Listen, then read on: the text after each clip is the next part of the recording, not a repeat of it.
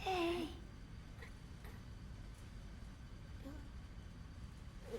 What? Were you sleeping? When we passed out, I dreamed. I saw Mom in the Aurora. You were there too. Really? That's so weird. I had the same dream too. I wanted to ask you about that. Maybe we really were there. Wait a second. You mean it wasn't a dream? Yeah. Well, were we able to get to the Aurora? Well, Mom was there. So it was like a dream. Yeah, it was like a dream. But it wasn't a dream. She thanked us for coming, didn't she? Yeah. She said she had something to tell us. And it was something for Akaim and Sarah. I think so. I wonder if they'll think we're crazy if we tell them what she said. Nah, I doubt that. They're not like that. Well, then let's tell them. Hey, wait, Mac. Let's just check and make sure we really saw her together. What? Oh, okay. Tell me what she said. Together, okay? 1, 2, thank you. And then she went on like she really wanted to tell us something. Yeah, she did. She said she loved us. She said she was glad we came. Yeah, she was glad.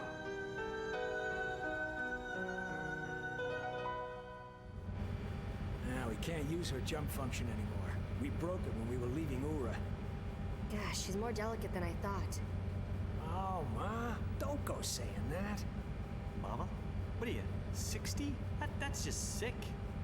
What? You got a problem with that? No, I think it's really very endearing. Yes. Where are the kids? Asleep. It appears they've seen Niram. I see. Gungora might not be there when we return to Ura. Why? When I was helping Ced, Gungora had boarded Grand Staff. And then he flew the hell away. After that, Grand Staff seemed to just fly away. What? It flew? That thing can fly? I think we'd have a better chance of finding Gungora if we looked for Grand Staff, rather than returning to Ura. What do you think, Kaim? Yeah. If we keep heading south, where does that put us? The land of the Eastern Tribe. Let's land and take on supplies. I might be able to tweak the Nautilus for more power, too. Seth, this ship is a submarine, right? Can we find an underwater passage to an inland lake? That's a great idea. Ced, set course. Aye, aye, ma'am. You're still captain of this ship, Ced. And yet you're still giving orders, Mama. Kaim, Sarah, Seth. I remember everything. The Hall of Mirrors, 30 years ago.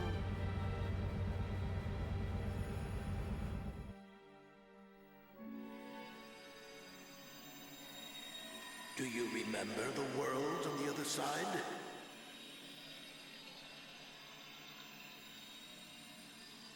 We must return. We can't stay here. We're not from this world. Yeah, that much I remember. When these mirrors give off light, a path links the two worlds. I shall remain here. They won't allow it. Don't you feel the light? Oh, I feel it. Time has begun to flow again. 1,000 years was a long time. And yet, those 1,000 years were very important.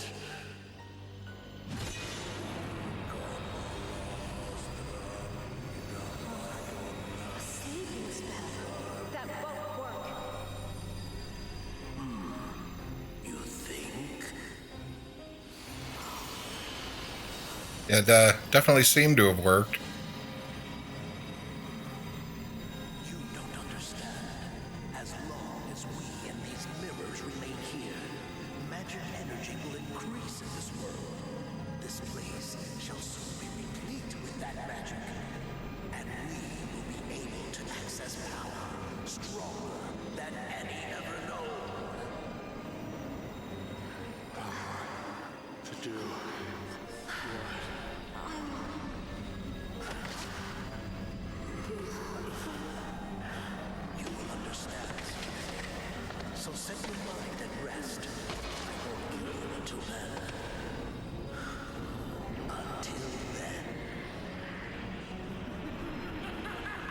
What sense is killing me once I understand? Isn't that when we'd be allies? Angora's a douche. And he killed Lirum. And he took advantage of Anira's betrayal of Seth. Threatening me and leaving my subjects' very lives hanging in the balance. He used our shock and distress to steal our memories. Yes.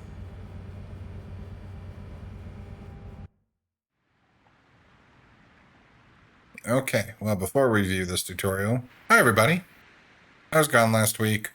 It was hot for most of the weekend. I actually could have recorded on Sunday, but AEW had a pay-per-view in England, and that meant it was airing in America at 9 a.m. And I decided to watch that instead. So, forgive me. We're back, though. We're on disc 4. I decided to just let the cutscene play instead of, saying anything. So if you think you might have missed something, don't worry, we didn't. We didn't cut off the beginning of the video or anything. I just decided to let it go.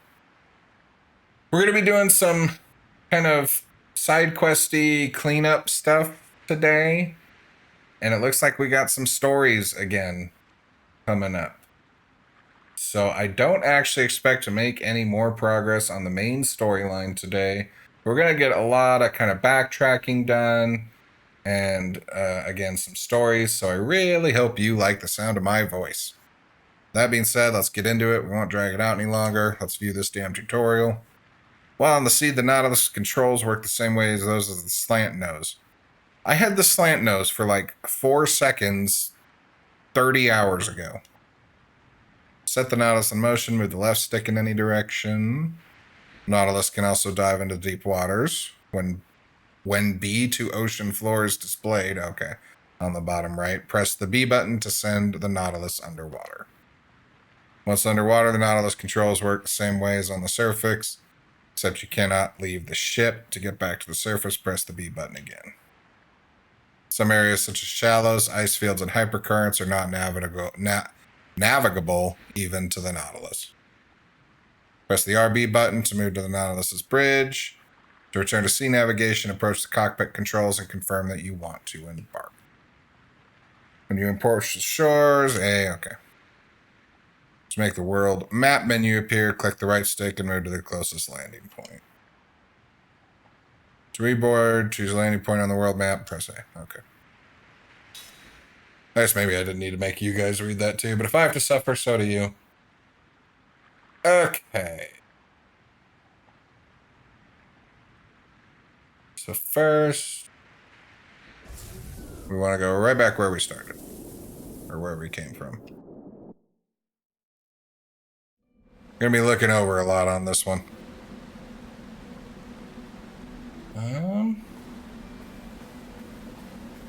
Apparently there's a mana bottle lying on the ground.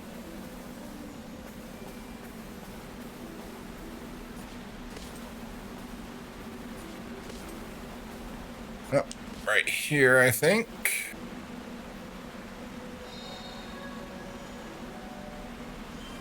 You know what we need to do first? We need to decide what we want our team to look like. This is where the big decision's gonna come in.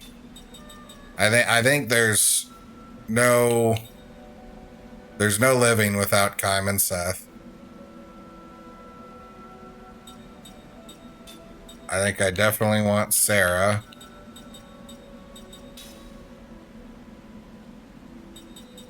God, do we just want Sarah and Jansen? We need to learn at least some of Ced's skills. So I think what we're going to do for the time being is put Ced in the back with Jansen and Sarah. Yeah. And what we're going to do is we're going to set our skill link.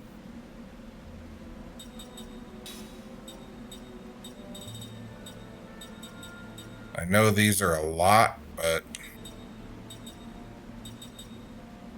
we only need one, we figured out.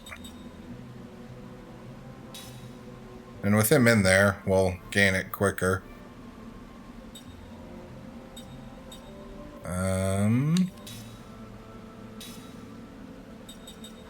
don't need to learn anything. What can you take from Seb? Oh yeah, auto shield and auto barrier for Seth, or for Kym. In fact, we'll get that going for Sarah too.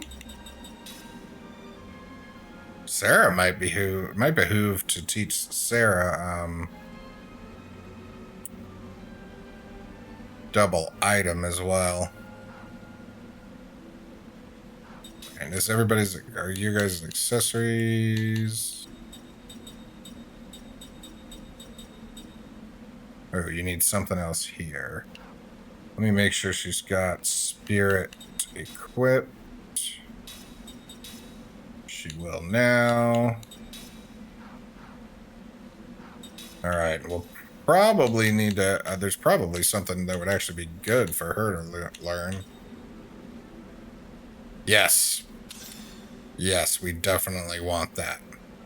So we'll get auto MP recovery learning on Sarah too. And I don't know, but this might be the team. The questions I think become from this point is Tolton is very strong. Do we take Set out and put Tolton in on the front line, really showing up our defenses for our good magic casters? And does Cook come into the equation? We'll still want to level everyone up, because I'm pretty sure the humans still have some more skills to learn too. But I think we can run with this for now. Alright. Oh, yes, there was a royal seal we passed on the way to that horrible, awful boss. So we're going to make our way back to that. Hope everyone's had a good couple of weeks. It is finally starting to cool down around here. So hopefully that'll mean we don't have to lose any more recording time to these crazy heat waves. I'm probably jinxing myself saying that. Right now it's actually going to be in the 70s most of the week, but watch me wake up to discover that because I had to say that, it's going to be, you know, 90s all of a sudden. I don't know if everybody else's temperatures have been fluctuating like that, but mine for sure should have.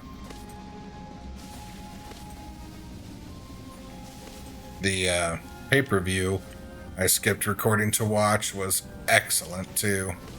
That's a dead end. Some really incredible matches. I don't know if any wrestling fans watch this, but if you do, check that shit out if you have not already. Bryan Danielson is one of the best wrestlers alive. And he and Swerve Strickland... Oh god, it's still poison here?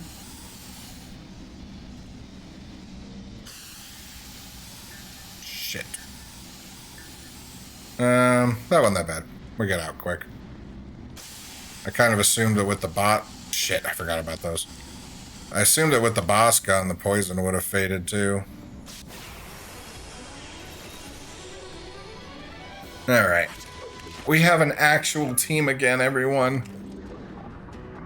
Now I have to remember how we were killing these ones. They're all frontline.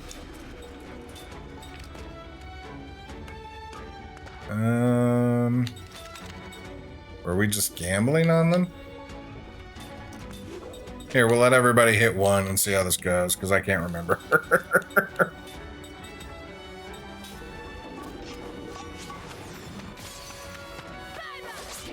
We might have... Oh, okay. We should be fine. We might have to decide if one healer is going to be enough, too. Or if we might be better off giving Jansen the ability to use white magic.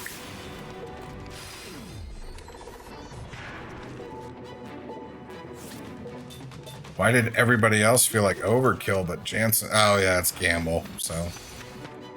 All of a sudden I'm hitting perfects. Where the hell has that been for the past 35 hours? Not in my nature to lose. Really? Everybody gained I guess we were kind of avoiding battles, weren't we? Or at least not trying to take a ton of them. God, 10 SP from that. This is good. This little backtrack might do great in helping us get Seth to learn said stuff quick. Ultimate analysis said learned. What is this? We need to change equips first.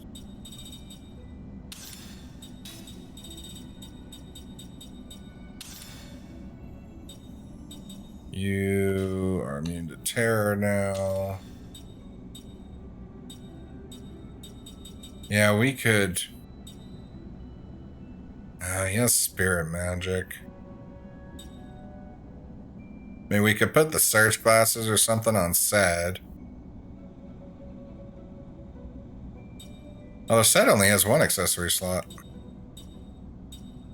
Maybe needs to gain some levels. Alright, let's see what this was. Reveals all information relating to enemy.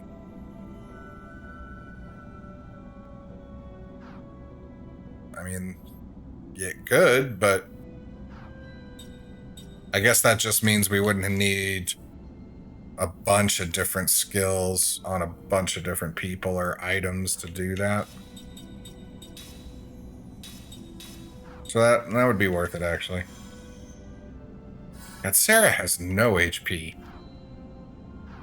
Okay, did somebody...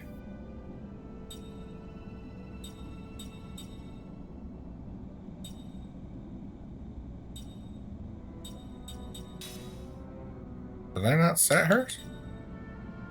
Oh, no, it is. Oh, it's because her frickin' thing's so long now I have to scroll down. Okay. Alright, yeah, everybody's still learning. Okay. Alright, let's get... Son of a bitch. It's just ragdolling me. I have no idea what I was talking about before all that happened. Alright, well, the ultimate analysis will help out. Again, I think we're at the point of the game where we start using our slot seeds a bit more readily, too. I know which immortals we're using. Sorry, Ming.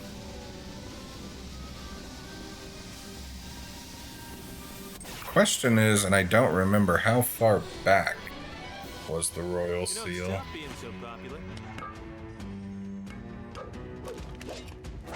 We'll figure it out. Ooh, this will be another 10 SP. I think Gamble's just the way to go here. It's cheaper than Force. Or Forcia. And I don't think one Force would get it done now. Although everybody else is hitting these things pretty damn hard, so maybe it would.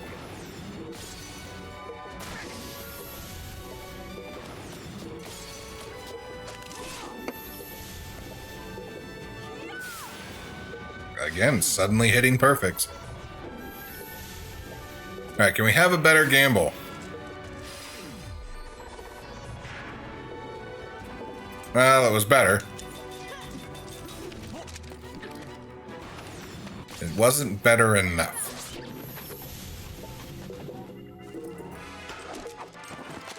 I don't know what all these Royal Seals are going to lead to. I'm very curious to find out. Got still a bunch of level ups. That's awesome.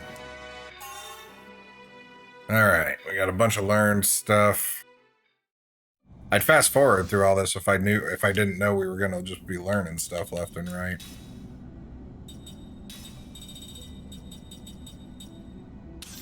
I feel like they're gonna run out of stuff to even gain. Ooh, that's a huge... That HP max up 3 is 5. Ooh, we may need to find room for that. I don't care about cut down. I definitely don't care about spell counter, but I have to learn something, so. Alright, we need to make sure we equip that. I wonder if there's any benefit in giving her the absorbs. Because we've seen the absorbs actually, you know, work out in our favor. Level 5 spirit magic, okay. Before I forget, let's make sure we get the level 5 black white on. Everything else is good. You're still learning. You're still learning, okay. I like that there's so much potential for shit for me to screw up like that. No, for kind of customization in your characters with all the different skills, but there's so many that it almost becomes difficult to manage.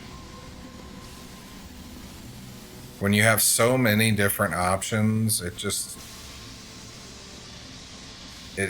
becomes hard to not only remember every one of them, but to even just sort through them. Like, I wish, if this game was made these days, I feel like when you learned like level 5 spirit magic, you wouldn't still have level 1, 2, 3, and 4 spirit magic kind of, holy shit, this is a huge fight. Kind of crowding up the menus. Now you know what we're gonna do. I don't even know how hard this stuff's gonna hit. What type are they? Fire. So we want wind.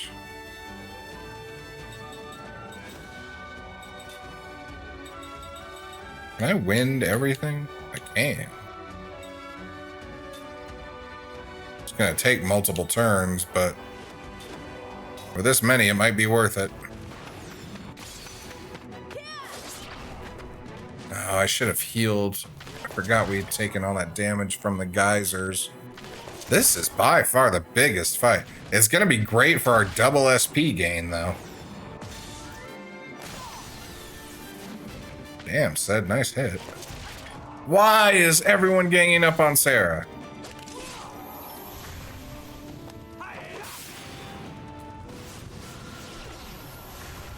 Okay, that worked. That's scary. Alright, we'll have Seth and Kime defend to get our GC back up. We'll have Ced use an item to heal Sarah.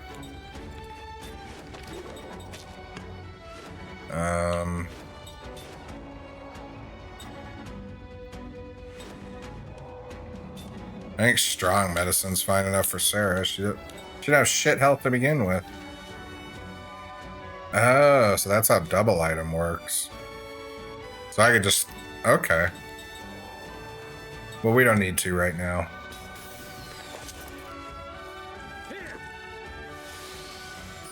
Yeah, that was plenty. Why are they ganging up on her? Absolutely ridiculous.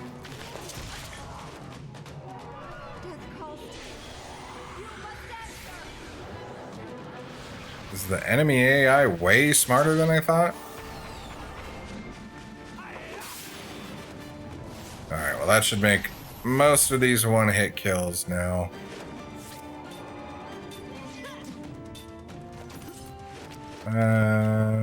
What did they have left? Oh no, maybe not.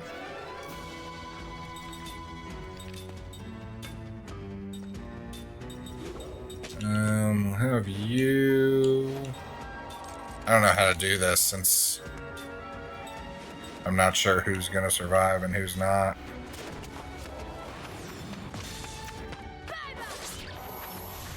Okay.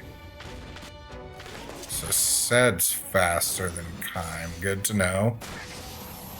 Oh, Ced did get that kill. Ced's ring must be putting in work. Okay. That's gonna be like 15 SP. That's awesome. I'll no longer doubt myself. Only 12. Come on.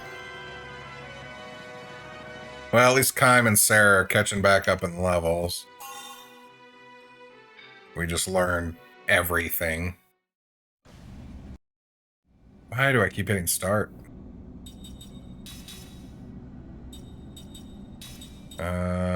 Yeah, absorb magic. Share spirit magic too, why not? Alright, auto MP recovery has been learned.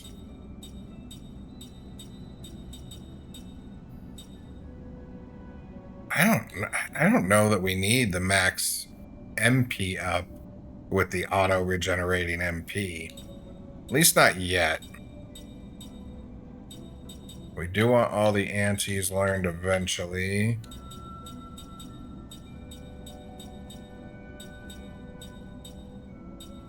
We've got the best magic that we can have right now, I think. Yeah.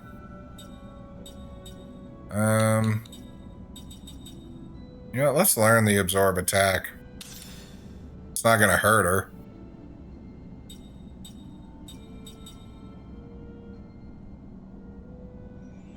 We need to put those on Sarah.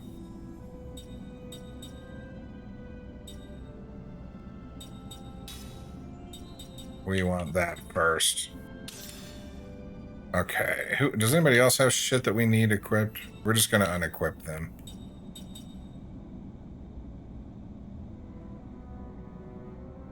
They already know that. We can wait. We'll leave that there, because, again, I still think Tolton might come back to us. Okay, you're still learning. You have learned. And I think auto shield is something we want. You know what? Let's just use some slot seeds. Just gonna boost everybody up there a little bit.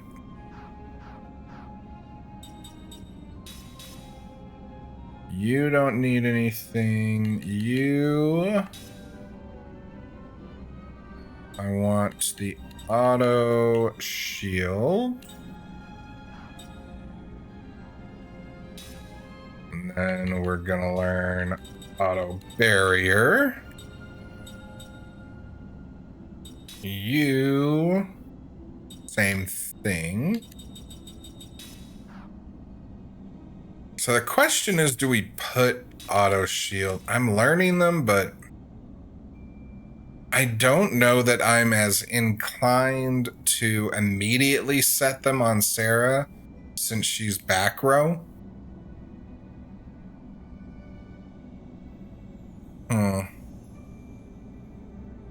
I think there's still value in having them learned, especially if we don't know if we're going to keep Zed on our team. So get them learned now, especially while the SP is coming in quick. But I don't know that I'm going to set them right now.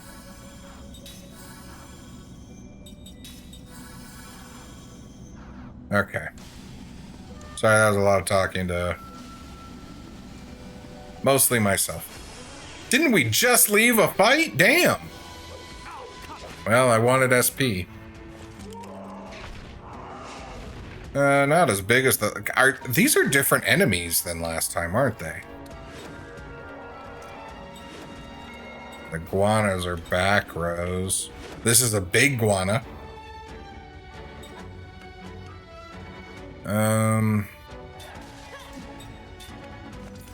Let's do it like this.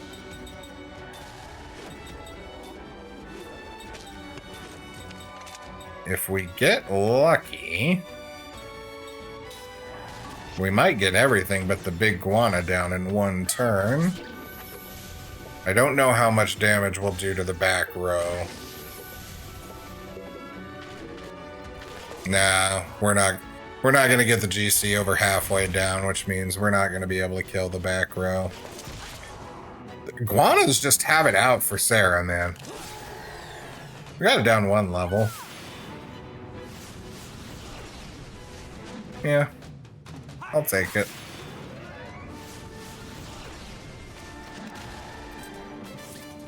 I didn't put the auto regen on Sarah, did I?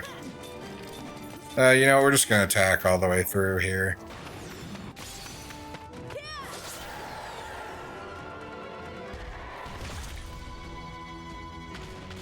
Why do they hate Sarah? What is Sarah wearing that is so smelly to these people?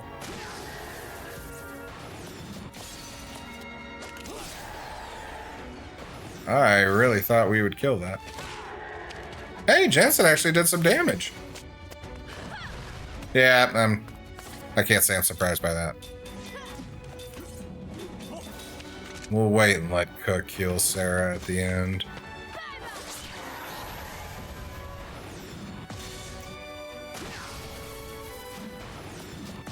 Damn, they attacked the same one. Oh, no, they didn't. Doesn't matter. I couldn't kill either of them. Damn, Jensen's actually hitting things. Both of them did. Do these things just have no defense? Because that seemed like way too much damage for Jansen and Sarah to have done. Not in my nature to lose. Bunch of shit just learned again. Okay, let's make sure I don't forget this again. Where is auto MP recovery? Okay, it's on. Don't have to worry now. We're gonna have to, you'll have to forgive me. This is what I was talking about. It's just we've learned so much stuff now. Let's get this equipped. Yeah, we've learned so much stuff that I'm going to start forgetting. Unless we kind of just go back and forth in the moment. So that's what we're going to start to do. Where's this HP up? Okay, so that's there. Yeah, especially when we know where you've learned stuff we want. Like, right away. Like, yeah, we'll put the Absorb Magic on Kime. If we end up wanting to take it off, that's fine, but I'd rather have it there so that I, you know, remember I put it there.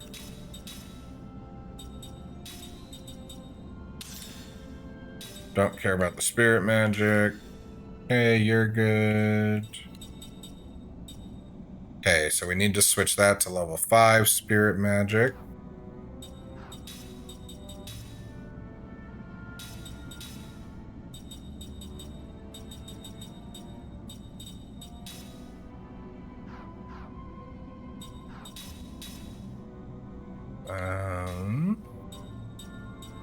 So what else would actually be useful is the question. I mean, all the antis, we never know when we're going to want one of them. I mean, we will know. We'll know when it kills us with something, and then when we do it the second time, we... Do we think there's any benefit in giving her an HP max up? Hers is so low.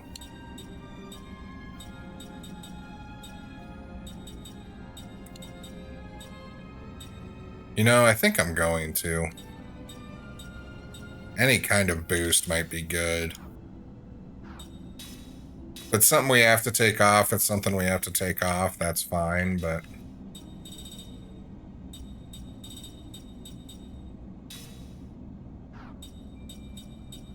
Where are you at? Almost halfway to double SP? Okay.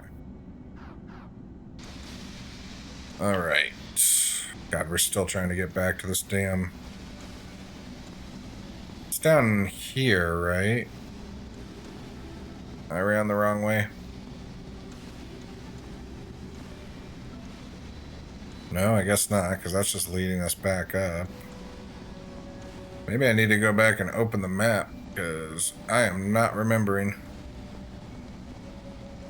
Where in the map are we? No, okay. This is where we needed to be. That's not it.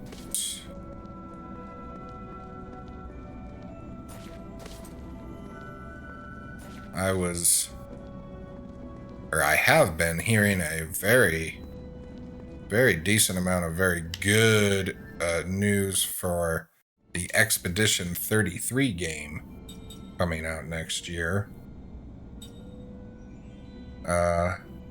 We saw it at Summer Games Fest, its debut, and it looked really cool then, and I continue to hear really good and exciting stuff about it. But maybe something so interesting that we even have to, you know, play it together right after it comes out. We don't play a ton of new stuff here, except for Metroidvanias, I guess. Back here? And I really didn't have any plans to do a new... Alright, I'm gonna have to pull up the map because I cannot remember where this thing is. And we don't do a ton of... I had no plans to do any RPGs I hadn't played before.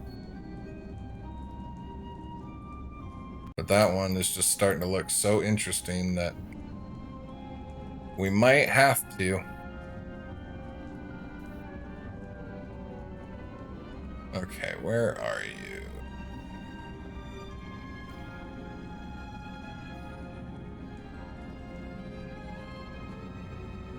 That's the wrong map. Here we go.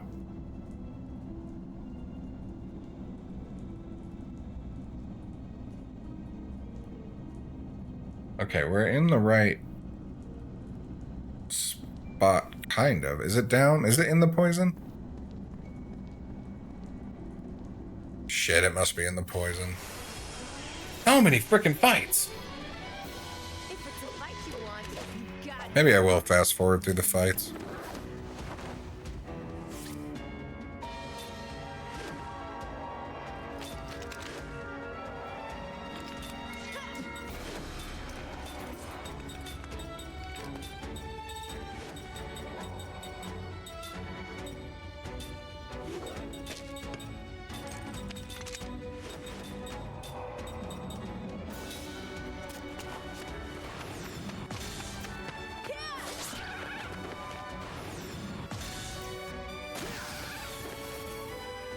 Thought we'd kill one of them.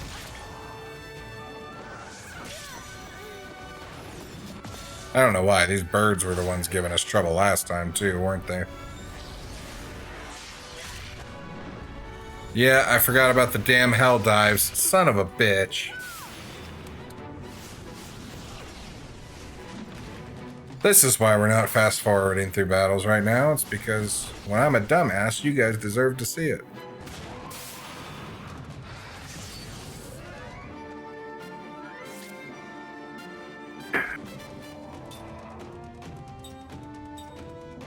We'll get the kills.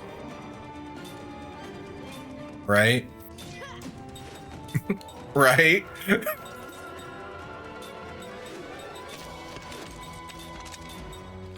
freaking hell dive is just so stupid strong. Alright, that's a good one. There we go. Oh, thank you. And a counter. That happened in a weird amount of time. Alright, well, we got through this encounter. The encounter rate seems far higher than it was when we came through here with the, I'm gonna call them the inferior group. How about that? XP gains finally slowing down. Seth and Kym learned stuff. Not important stuff this time. Why do I not hit the right button?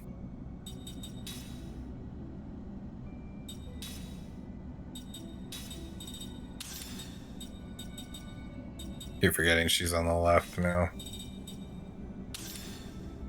Okay, that's those two, and then we just want to heal.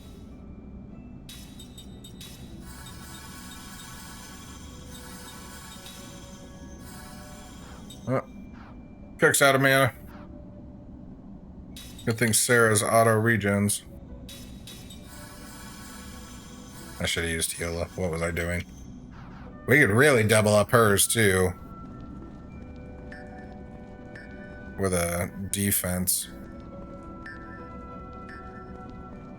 Okay, so the poison doesn't come all the way over here.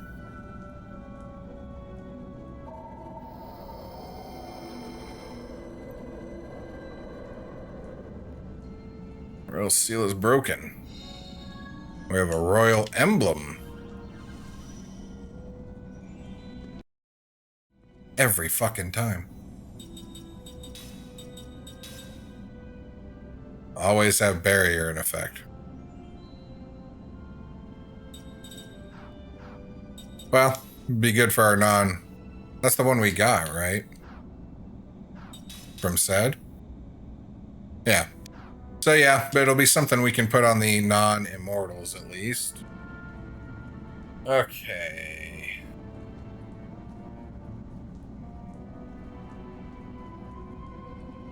So we want to go back to the world map.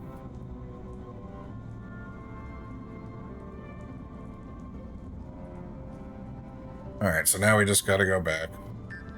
I will fast forward through this now that we found what we were doing at least.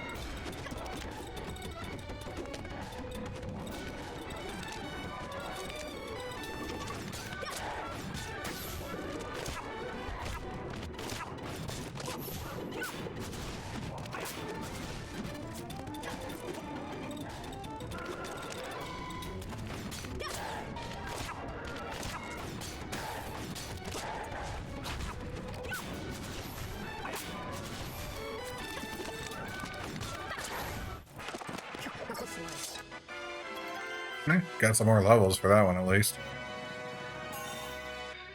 And learned a bunch of stuff. Okay, so... we don't want that on Seth. We don't care about that for Kime. I was wondering if there was anything left. I think we are going to put that on Sarah. We have the slots open for it for now.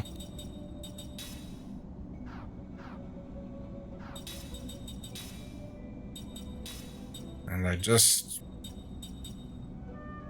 can you combine the... I wonder if you can combine them. I don't know that we need to, but...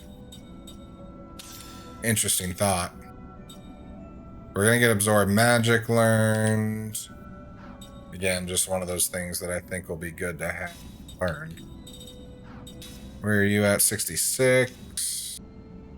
Auto Barrier has been learned. Let's put that on for now.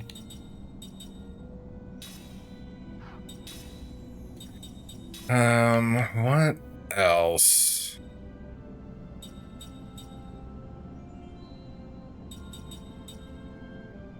Oh yeah, we want to make sure someone has ultimate analysis too. That might be something we throw on Sarah. Does Jansen have something? Jansen doesn't have anything worth learning anyway, though. Taunt could be useful. We'll put Taunt on Kime. And then... yeah, I think I'm going to take Ultimate Analysis for Sarah. We can throw it on that empty slot. Then we don't have to worry. We don't have to keep accessories on other people just to have it. And we don't need to waste skill slots anywhere else. I feel like Sarah's the one character I feel the strongest is not going anywhere. We may add Cook in for some extra healing and magic, but I'm not taking Sarah out. You got it. Maybe I have a soft spot that I'm not thinking of, but I think she's just too useful. Oh, not the birds.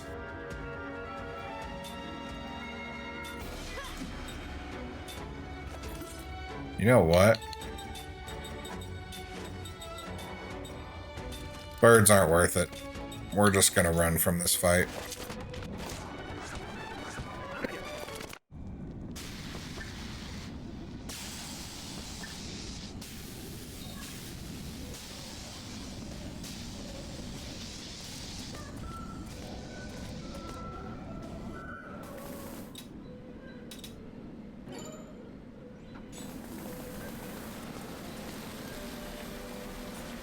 I like how I decided to fast forward and then we got into like one fight the entire way back. Apparently I just need to say I'm gonna fast forward all the time and we won't have a million random encounters. That SP was nice though. I'm not actually mad at that. Alright, so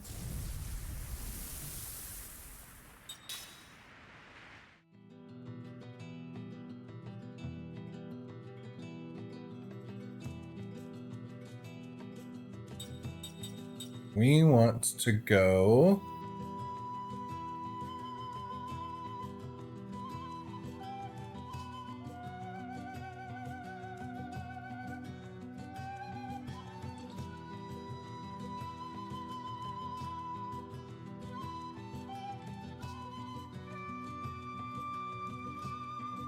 nowhere.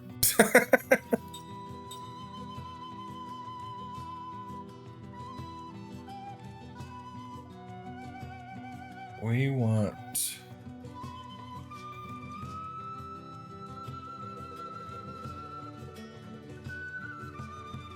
want to collect some stuff. Crap.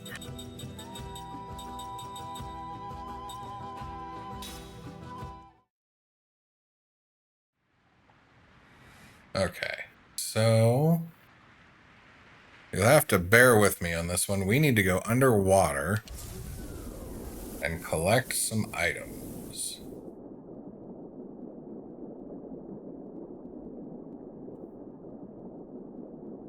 I really don't like being underwater. I actually have a deep fear of vast amounts of water, so this is not going to be fun for me if I'm looking away from the screen a lot. Please forgive me. I really dislike this. So, okay. Do the bubbles indicate an item? Okay, so the bubbles indicate an item at least. That's nice.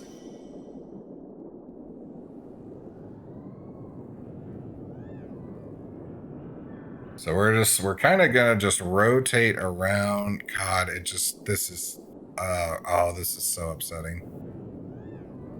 This is so upsetting to me.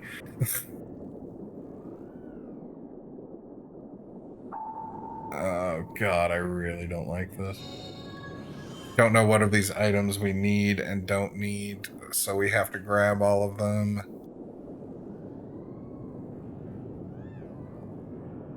I can't run on underwater. This is, oh God. Like, and there aren't even any creatures down here, but I just feel like there are going to be. I really, really don't like water. Oh, it's so upsetting.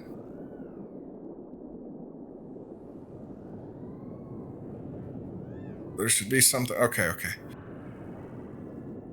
I feel a little better when I can at least kind of stay near land. If I have to start sailing away from it, I am not going to be in a good place. Okay.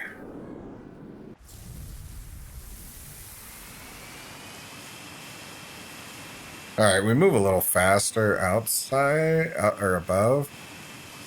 This actually, okay, this is what I need to do. I need to just, it's going to take us longer to dive down each time and then come back up. But guess what? You watch this because you like me, right? Which means you don't want me to sit here feeling extremely anxious and upset, right? Right? Right, Lauren? My wife is laughing at me right now, I guarantee it. I have no idea how my mother's reacting.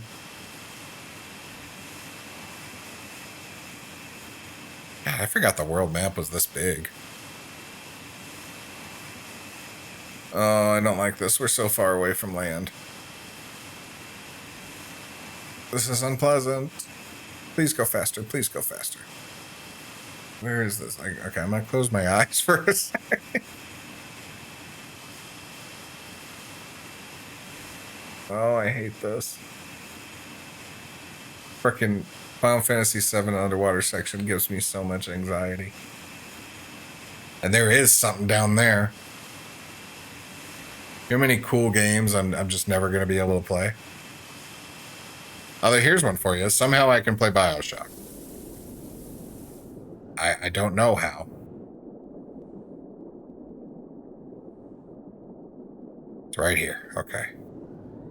Oh, come on, just get it. Oh, it's so upsetting. Oh, okay. We've got like 4 all kind of right next to each other here. I'll stay down. Oh, and I just heard something outside my window. And now I'm freaking out even further. All it was a leaf. I know it was a leaf. But I'm also down here in this stupid bullshit underwater. Terrified of my own frickin' shadow. And for some reason the vibration on my controller has turned itself back on. So things are vibrating. And it makes me think something's about to frickin' grab me. Some giant ass squid, stupid shit.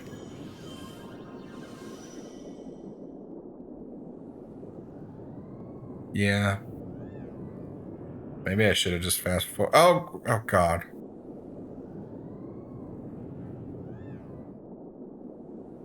I don't know why it keeps randomly vibrating.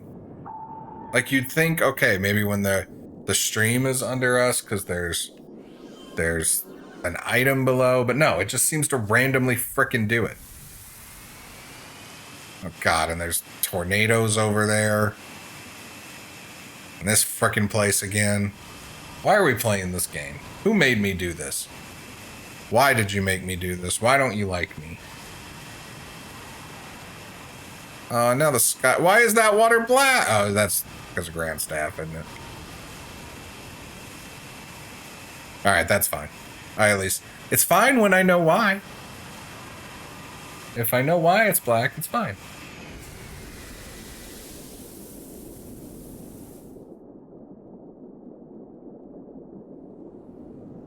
I did not like having to look around for it.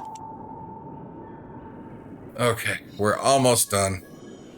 We've got 3 more things we need.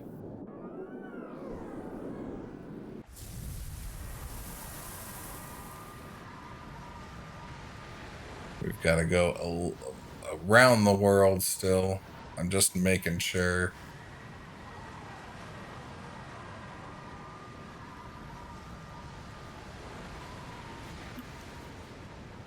Okay. Yeah, we kind of got to go to the other side of the continent still.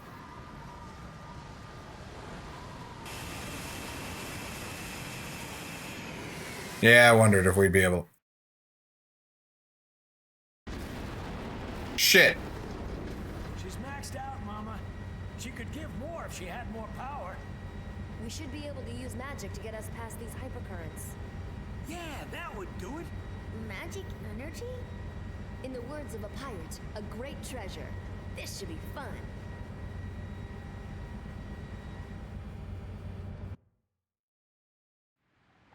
Okay. I was worried that we had just advanced the story somehow. Just by ramming ourselves into apparently impassable water. I guess the black denotes the hypercurrents.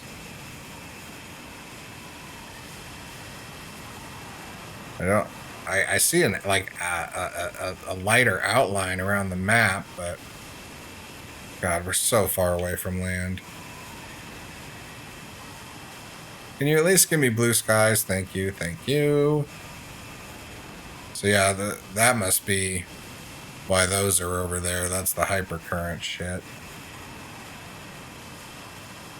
Oh God, I really hate this. Now it's dark again. How did I make it through Skies of Arcadia? I know it's different, but it's not also. I don't like space either. How do I play anything? I'm a weird person. Alright. Big chunk of gold down here.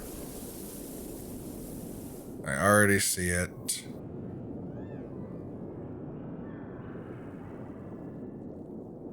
I thought I was closer when I dove. Alright, just 2 more.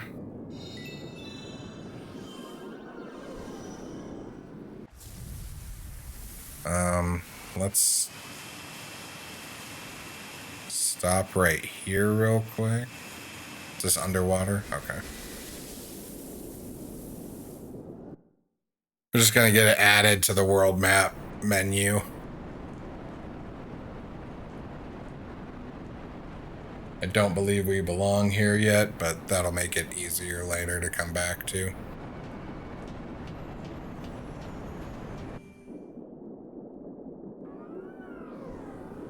And yeah, then we just gotta...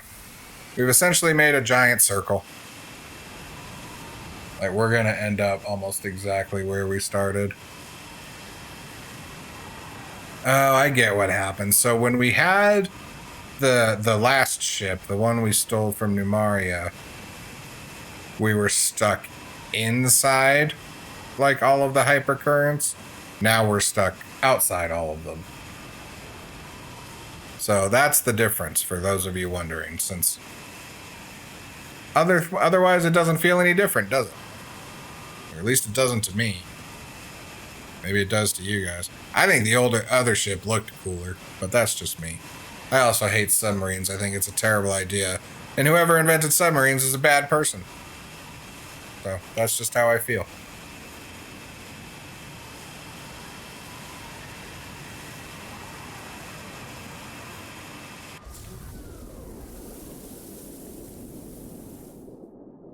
Okay, here we go.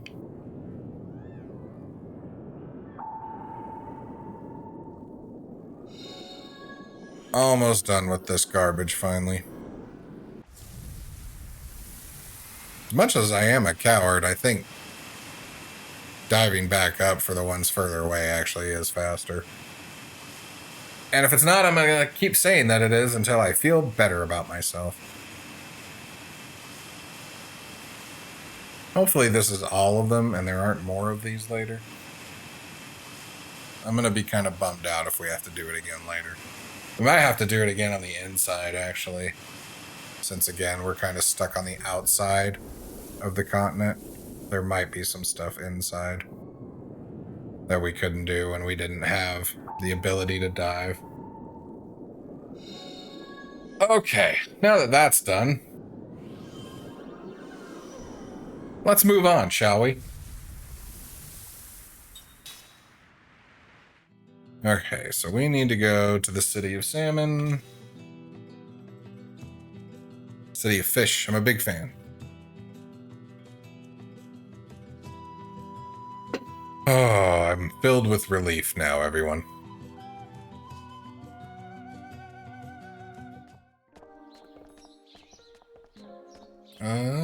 Approach a kid near a cart before the port. Look at this, everyone. Did you guys know we could run? Hell of a concept. They say this thing's broken. Dad said it'll start working again if I kick it, but I don't want to break it any more than it is already. Don't touch it, okay? It's not broken. Here, let me have a look. There you go. Wow, that's amazing. It's fixed. Thanks a lot, sir. Here, take this. Apparently, Ced can just touch things and fix them. Emilio's Tavern. Which one's the tavern? The tavern was over here, right?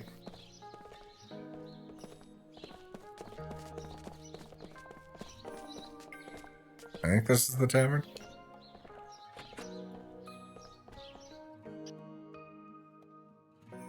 No. Oh, but we need to be here too. It's very excited. Looks like it wants the prickly seed. And now we have a solid seed. All these seeds trading hands. Where is this? This is the inn, right? Is the inn also the tavern? No. Which one's the friggin' tavern? Maybe it is this one? This doesn't look like a tavern sign.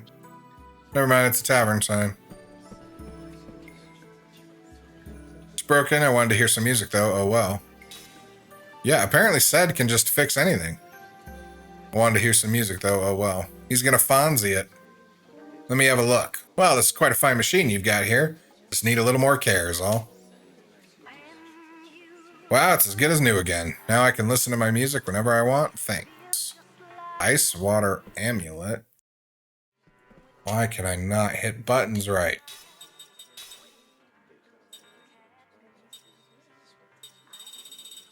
That's what it was called, right?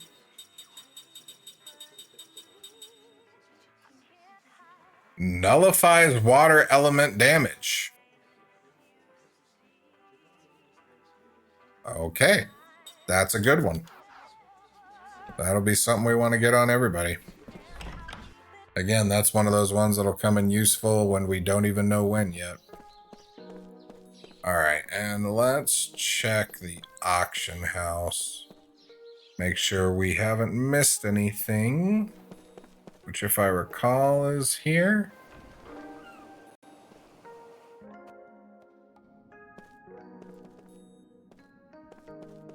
Apparently not.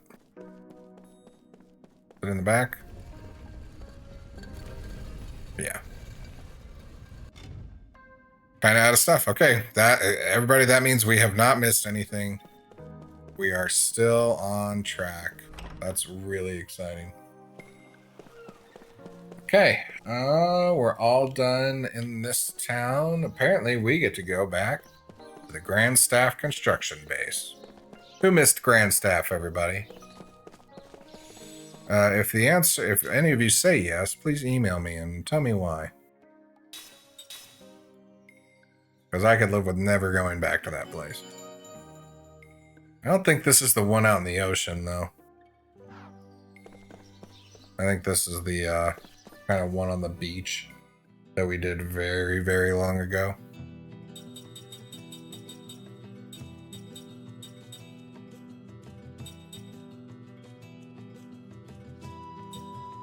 Doesn't matter which one. I do not know.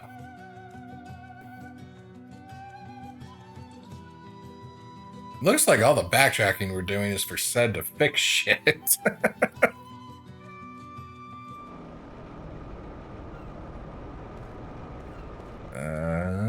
You two? What a conundrum. Something's out of alignment with the dynamo. Most of the technicians are already gone, so there's no one left to repair it. What to do? What to do? Look at that dynamo. The magic engine's pendulum has stopped, so the limiter isn't working anymore. This was a custom-built engine, so we can't repair it ourselves. What's worse, all our trained technicians have pulled out of the base.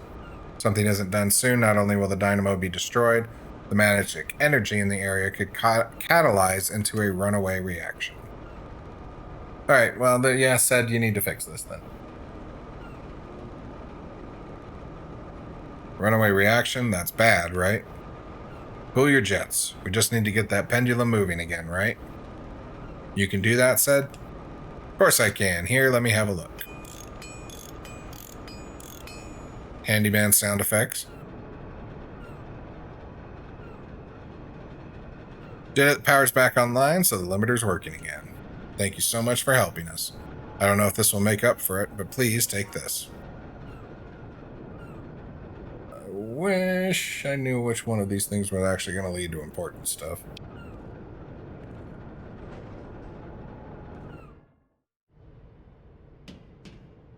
This is not what I wanted. We need the material warehouse. God, it's been so long since we were here. I don't remember what's what. There's not a ton of options, so we'll find it. It's temporary. Okay, we needed to do this too. Speak to... wrong person. I knew we were measuring from too far away. We've got to get a gauge closer to the magic locations. Oh, you've come at a good time. Could you help us with our magic research? It won't be anything too difficult. Essentially, we need to take the magic gauge here and set it up near the magic locations of the world. One such location lies atop the Ypsilon Mountains. Other locations are said to be inside the Black Cave, by the frozen entrance to the Ice Canyon in Gotza, and in the ruins of the ancient Eastern Tribe. Magic locations are areas where magic energy settles in high concentrations. You'll find them right away with the gauge. Once you do, just drop the gauge there and you're done. You'll be rewarded for your efforts, of course. Are you interested? Yes, I am. Thank you very much. This will be a major breakthrough in our magical research. Here's your gauge. Let me know how you do. Okay, that's one of the things we needed here. We still need the material warehouse, though.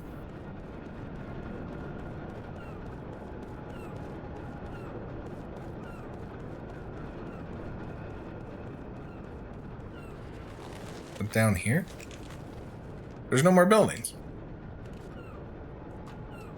Well, then that's just the back end of... Oh no, this is it. Damn, just as I feared, there just aren't enough raw materials. Not even the black market can get me what I need. And why am I using this pathetic little magic capsule?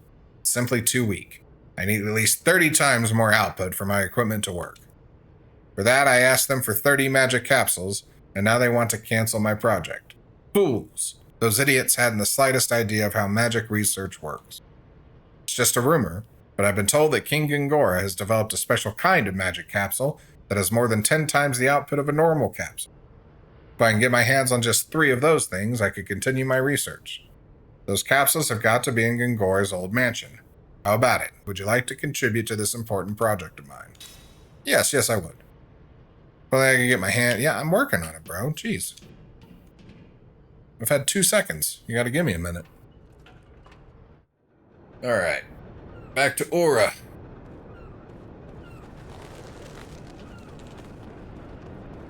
I never would have come back here. I had no idea these side quests existed. Not in a million years would I have come back here.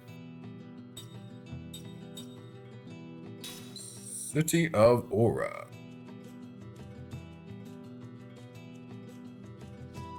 Looks like we got quite a bit of stuff to do here for a while.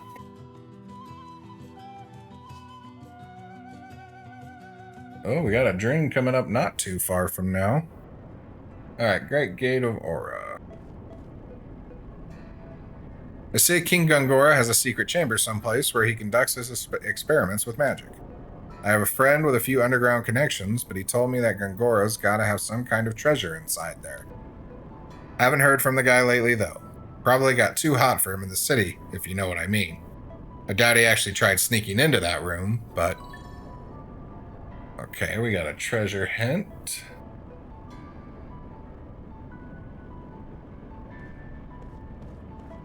Speak with this dude. This is the place you want a magic taxi. Where are you headed?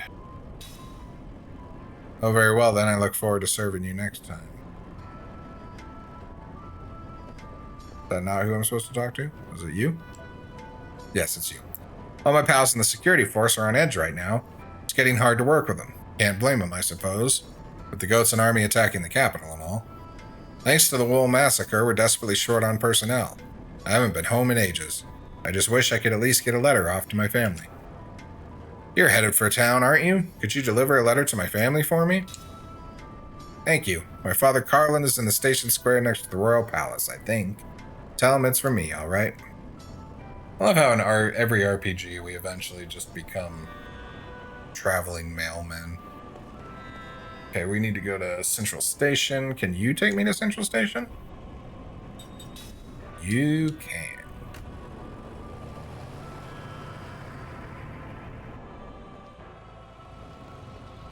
Okay.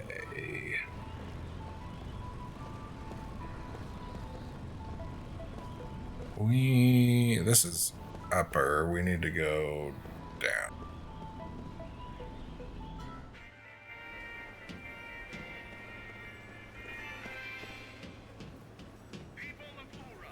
Looks like there's another treasure hint down here. Oh, wait. Maybe we were in the right place. That's what happens when I haven't been here in 30 hours.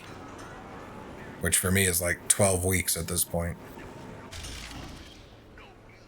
I gotta find a better way to record RPGs after we finish this one. You know the monument in the station square? There's a rumor about some kind of treasure hidden inside of it.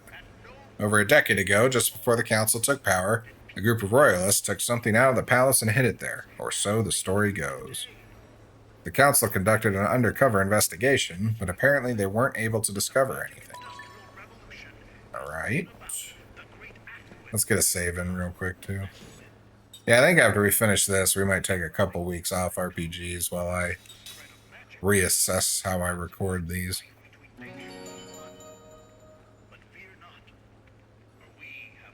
All my other videos I'm able to kind of get ahead on so I can work more on editing, and that way if I'm sick or if there's heat or anything, we don't have a problem. But I've not been able to do that with this series, and it might behoove me to find a way to do so. Alright. Gaia Breaker and Gaia Ring. That was the treasure he just told us about. 7 for you. Oh, God. Prime needs a new weapon way worse, though. Oh, damn. Damage up level 2, crit up level 2, 2 times GC damage. We're giving that to Seth. Seth just became a monster. That's awesome. All right, that's a great treasure get. All right. Oh, looks like we're finally playing box. The magic box again. We're looking for Lido.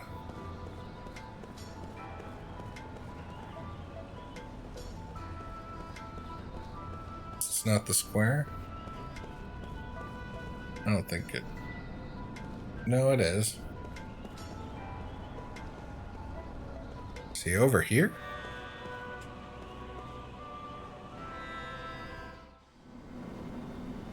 Yeah, no, this is the back alley. This is where we were running around earlier. It says on the north side I'll find Lido. Shouldn't his floating box be next to him? Oh, it is. It's right here. Damn it, I'm a fool. Put the cubes in the correct pattern to create a melody and earn a fabulous prize. Want to give it a shot? Yes, I do. Okay, so we are on 3.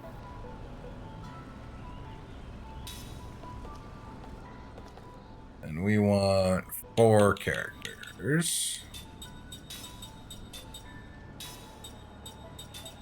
God, did we figure out they just attack in order, right?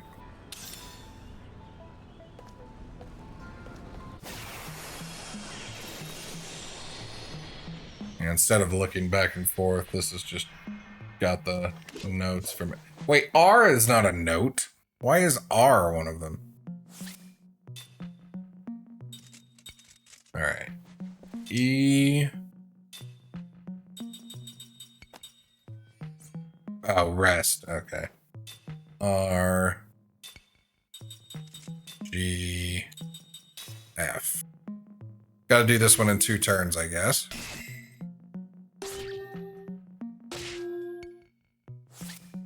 EDCR.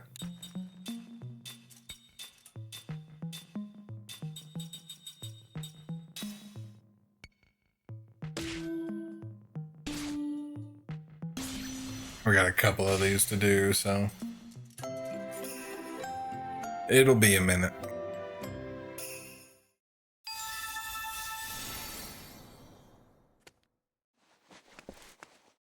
I guess I can fast forward through these. There's no point. There's no puzzle or strategy.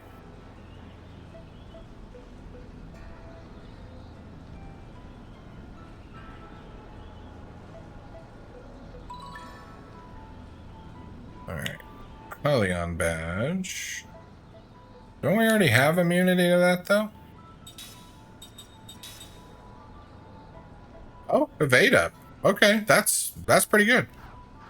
God, we've got too many skills that are worth using.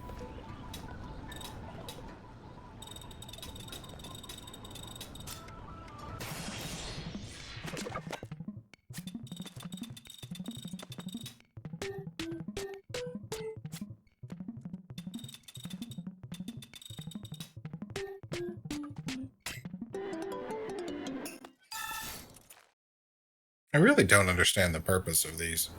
It feels like they were supposed to be puzzles, but then weren't.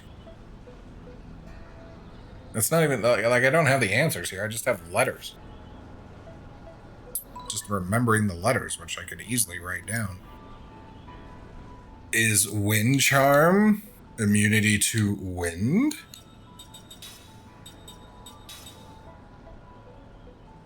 Resistance. All right.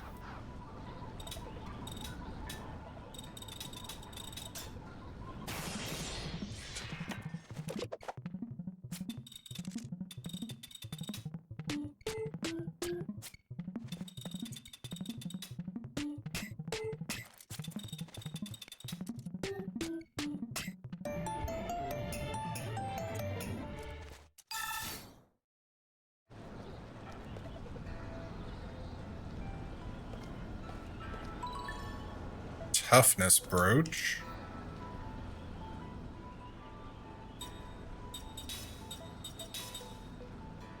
Okay, so there's our max HP up to.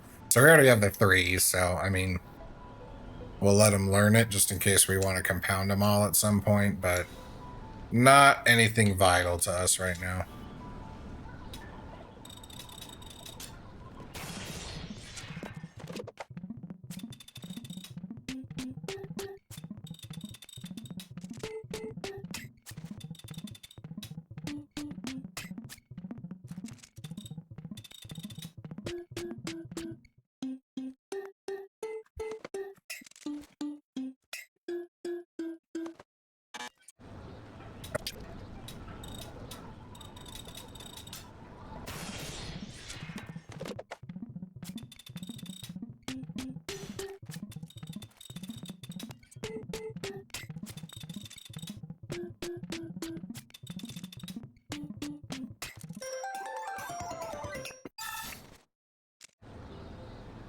Okay, finally. Since I screwed it up the first time.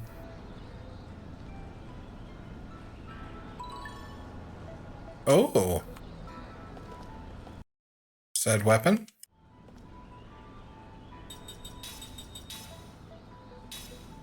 Ooh, a nice boost too. That's good. Okay.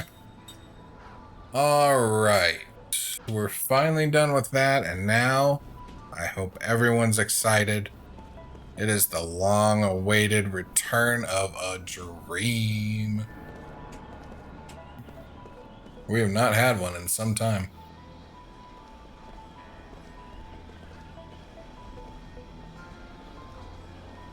I heard that Goatsa built all those magic weapons so they can burn Aura to the ground. I'll do anything that's necessary to beat Goatsa. It's like what they all say, kill or be killed.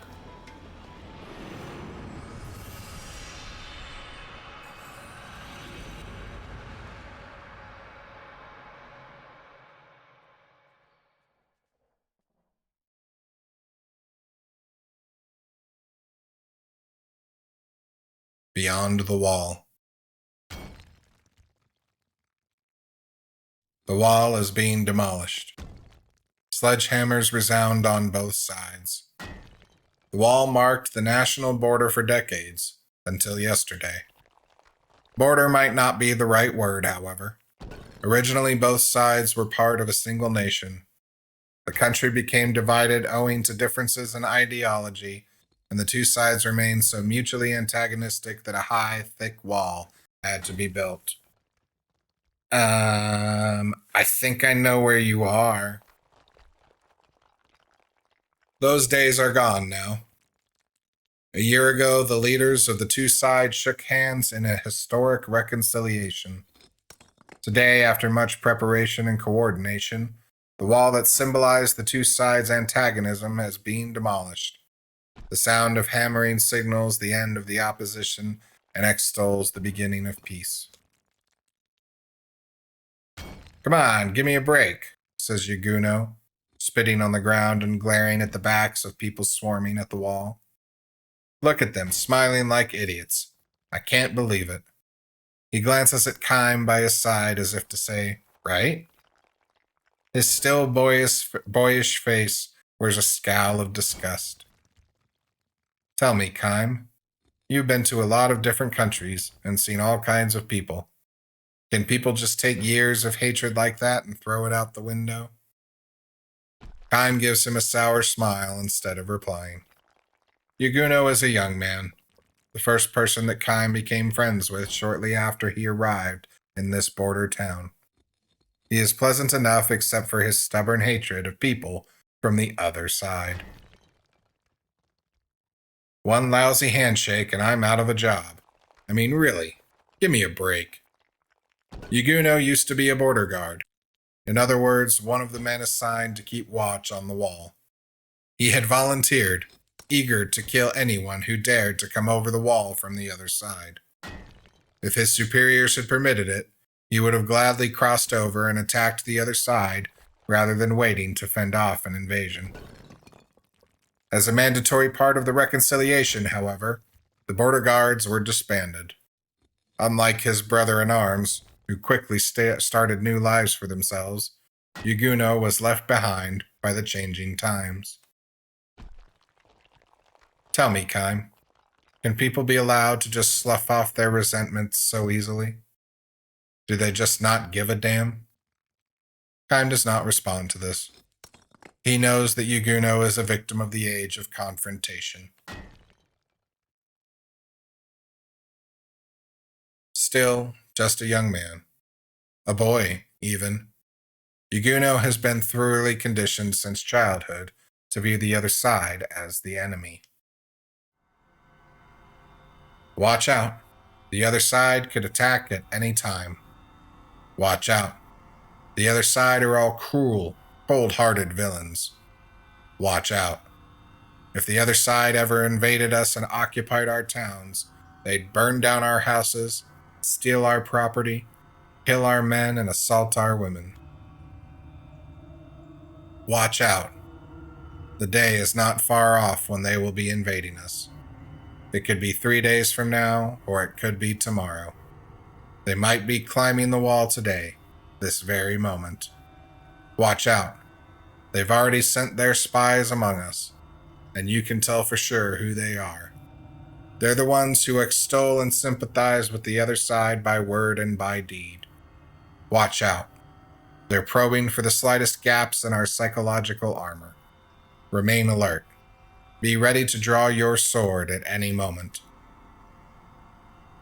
Watch out, watch out, watch out, watch out.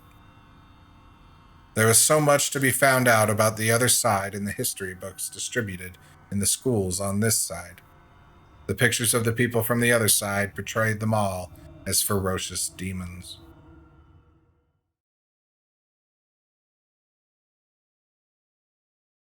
I'm not the only one, you know. All of us were taught the same thing. So how come everybody but me is so happy about the wall coming down? Yaguno asks, looking utterly bewildered by these new developments. Again and again he repeats his disbelief. Finally, Kime cannot help but respond to him. You were too pure, he says. What? It's not your fault, Yaguno. It's the ones who filled your pure, honest heart with hatred. Wait a second now, Kime. The animals who live on the other side of the wall are the ones who did that to me. The horrible things they do. Kime cuts him short. Have they ever done anything horrible to you? Well, sure, no, not really to me, but just what is it that you hate the other side for?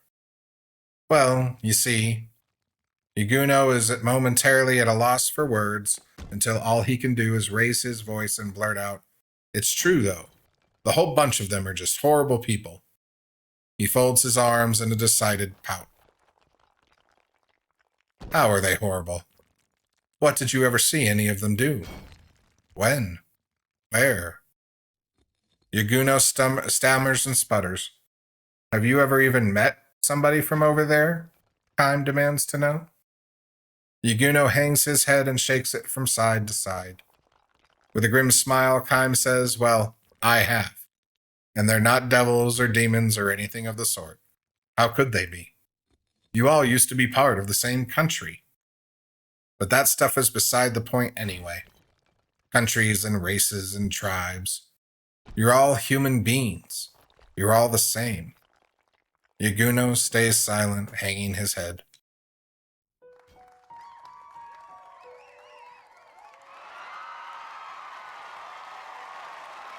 Cheers erupt at the wall.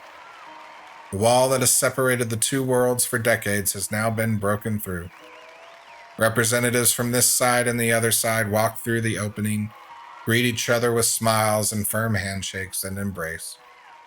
The cheers grow louder, and people, mostly members of the younger generation, gather in circles here and there, expressing their joy. Yaguno glares down at his own shadow and asks Kime, "So what should I do now? All I've ever done is hate.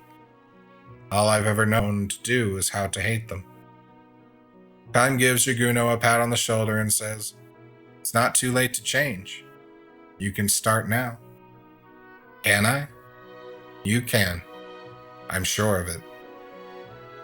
Kime is sure because he knows what it was like when both sides were a single country.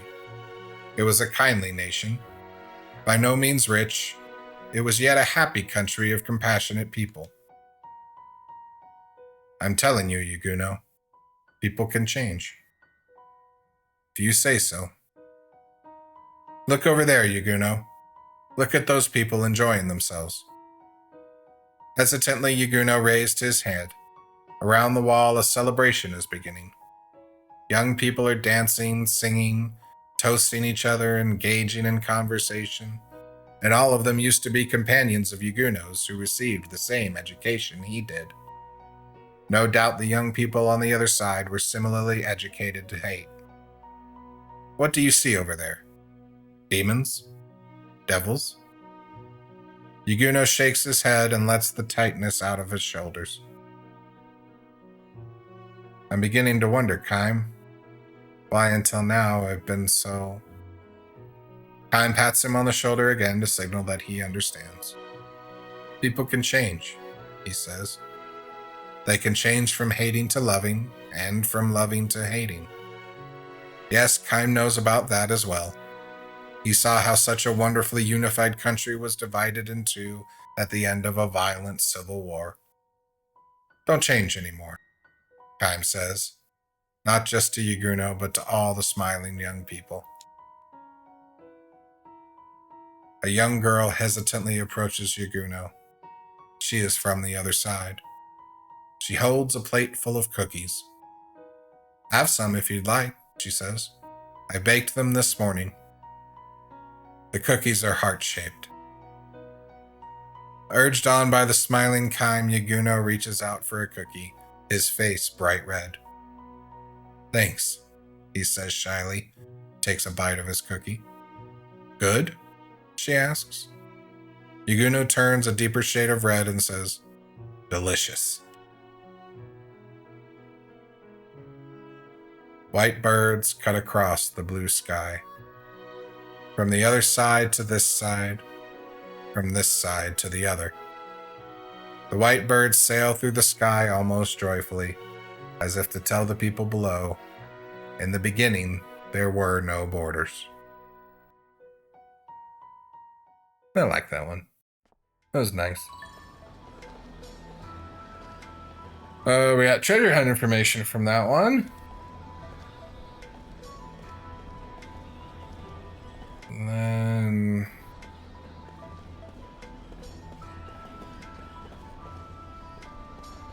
Need to speak to someone.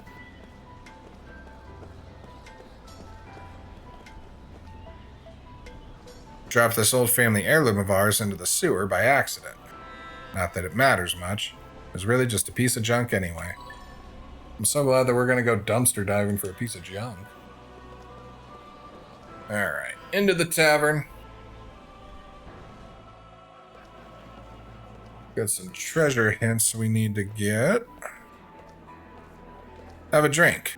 I had a customer earlier who said he picked up some treasure off the ground, but threw it in the garbage by accident. Garbage dump is behind the inn, but he couldn't find it when he looked. Boy, was he mad about that. Probably fell in some crack on the floor or something. Alright, that's another one.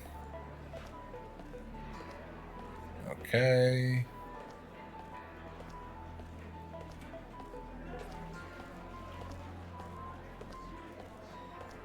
Grandstaff was first constructed on Crater Island, but now the entire landmass has sunk under the Sea of Boughs. I heard they carted a king's ransom of materials and resources into the island to build the Grand Staff. But now it's all underwater. What a waste, huh? Valuable materials lie on the seabed near Crater Island. I don't want to go underwater. Okay, so we need to go out. How do we get behind?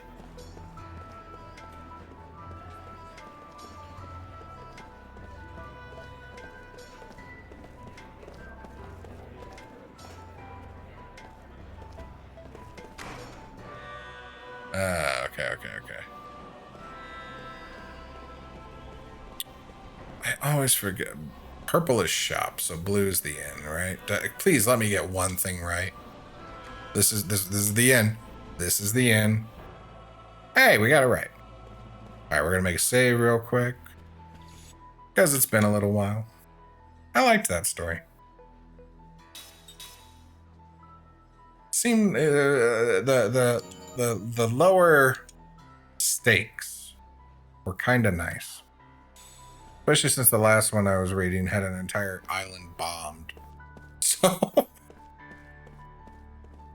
it's just kind of nice. One of a few stories that actually took place in like a time of peace. All right, this is one of the treasures we just got told about. And into the sewers. Because people just throw shit down gutters.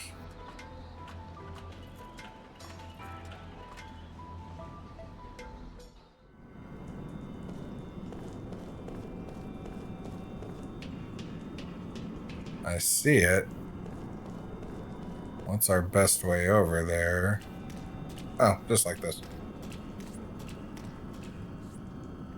Okay. Scroll of secret skills. What kind of secret skills? Skill hit inflicts damage based on currently equipped skills. Okay. Yeah, we have that from Tolton, I think. And that's it. So we can head back. We're gonna go back to the taxi now, it looks like.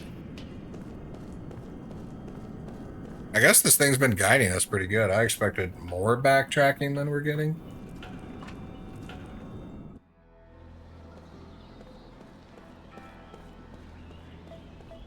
Where we want to go back to Central Station. Okay.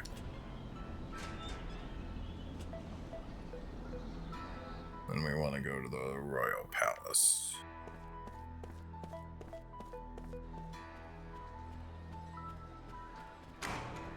Very curious about the magic gauges we're going to be putting down later.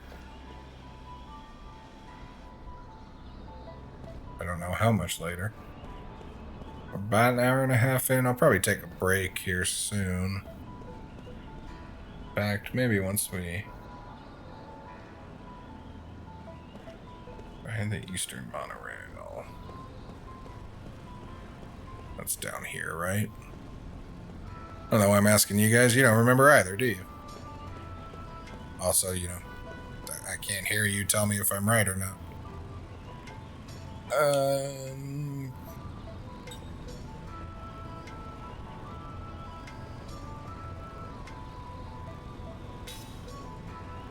think this is what we want.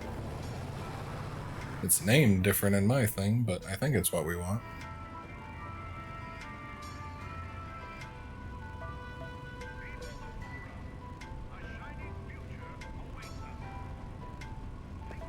I want to confirm this is where we need to be before I take my break.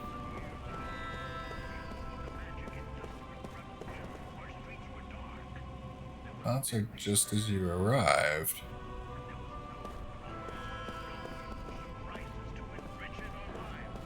Oh, we've been here. We couldn't go this way before, right? There's chests here.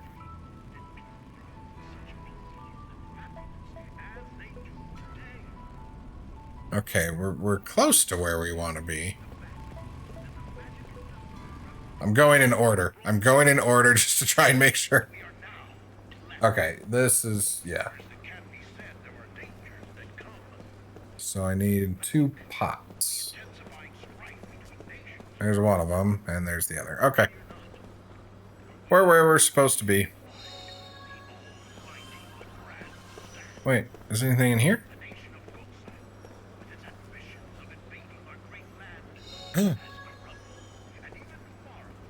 Oh, no, it told me that. Oh, I almost read all that wrong, and we would have missed that. I was looking at the trading seed and was not paying attention to the fact that one of our other seeds was over there. All right, now we have a tough seed. And with that, I'm going to take a quick break. You should do the same. Get up, move around. Been going for a while. You've had to listen to me for far too long. Listen to someone more pleasant for a couple minutes. Okay, back to it.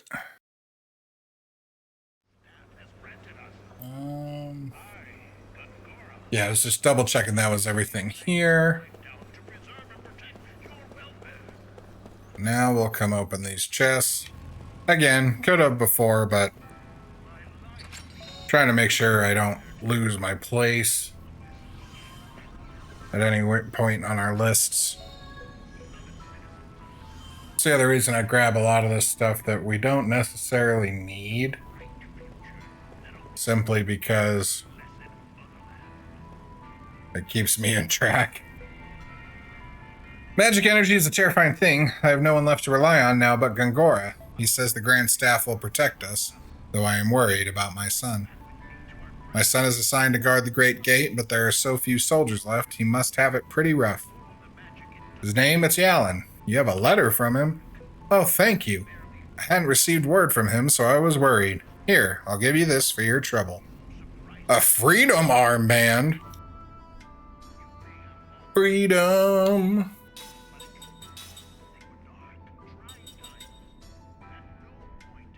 Plus 5 skill slots. Holy poop. Okay,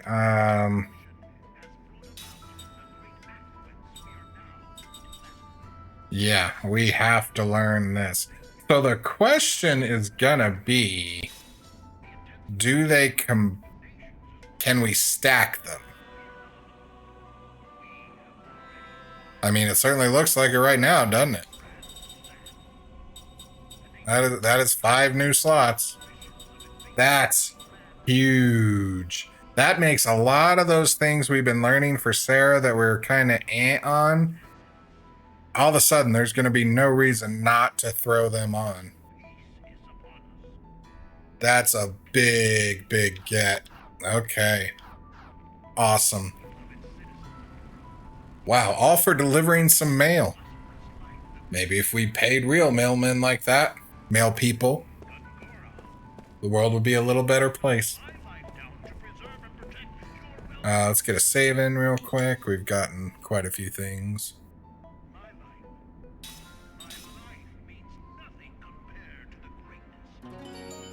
They got better vehicles. I'd consider being a mail person. I gotta imagine for someone like me, it's kind of nice. There can't be that much, you know, having to talk to other people. And I don't really care to do that.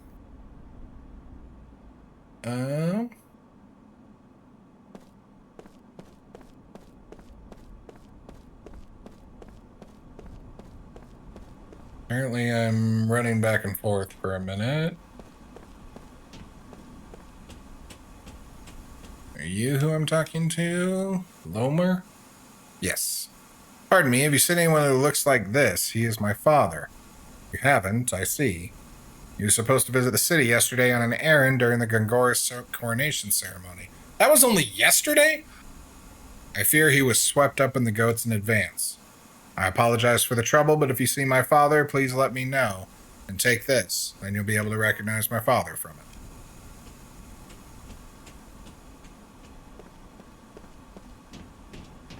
it. Alright. Fast forward.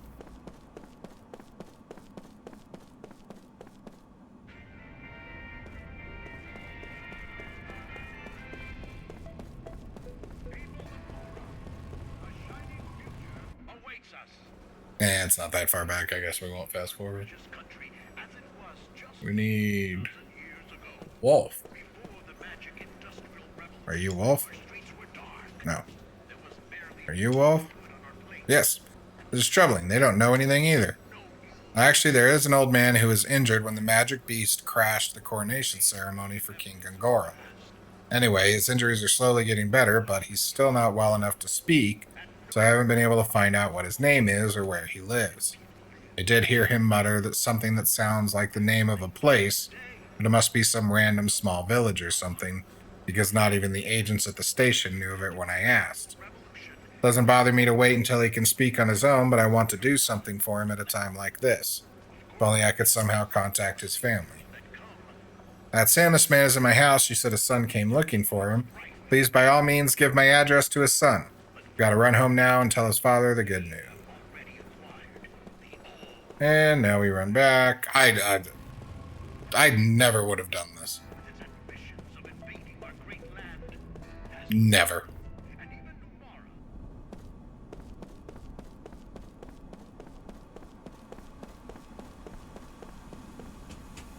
God, he runs fast. Are you serious? Oh, he's injured? Well, I'm glad someone was kind enough to take care of him. I'll go visit him right away. You've been such a help to me. Allow me to give you a small token of my appreciation. Thank you very much. The last guy gave me a way better reward, but that's just me. Okay, we need the residential area, which I'm gonna guess is not that way. It can't be that way.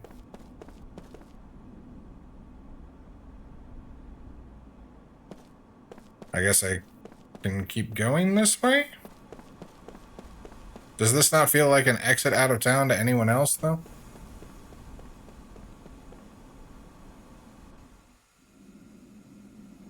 Yeah, this is inside. This is the castle. We don't want to go to the castle. How do we get to the residential area?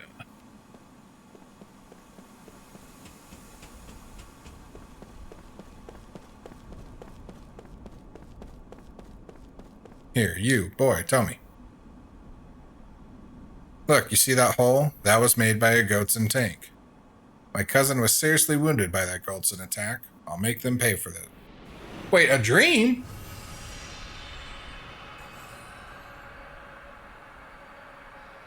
Well, that's not on my list, so we're doing something out of order.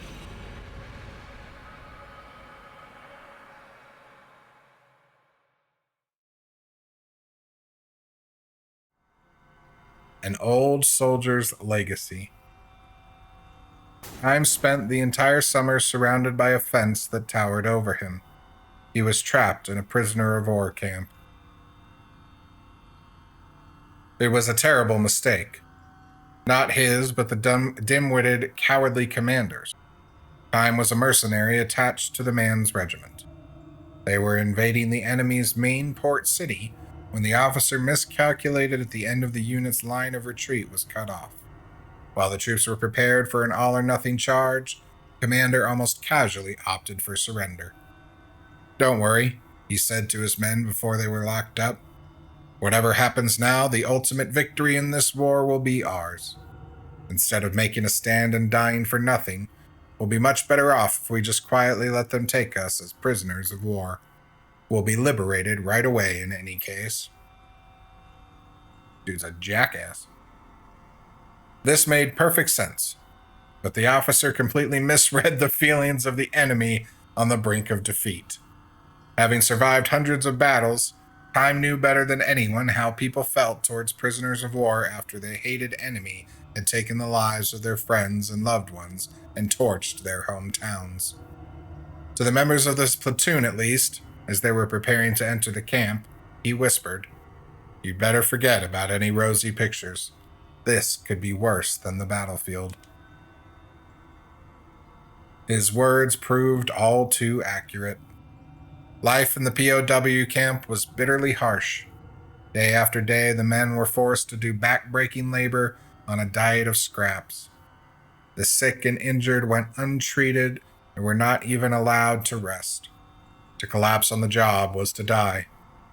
Indeed, several of the prisoners died not by collapsing on the job, but from brutal beatings for minor infractions. Everyone with access to the camp, both the soldiers assigned to guard duty and the ordinary citizens with business there, looked upon the prisoners with hatred in their eyes. Some guards would wave swords at them and boast, "I can kill you bastards any time I like." And certain officers slaughtered one prisoner after another, disguising the killings as accidents.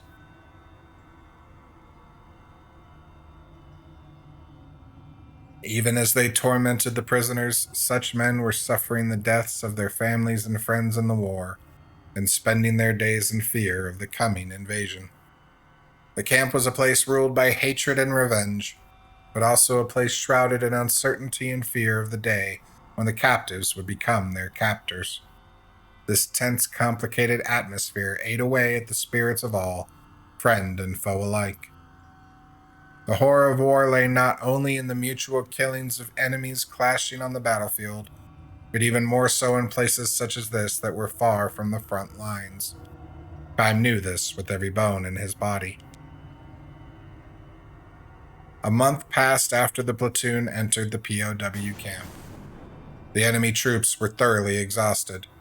The fall of the capital was said to be imminent.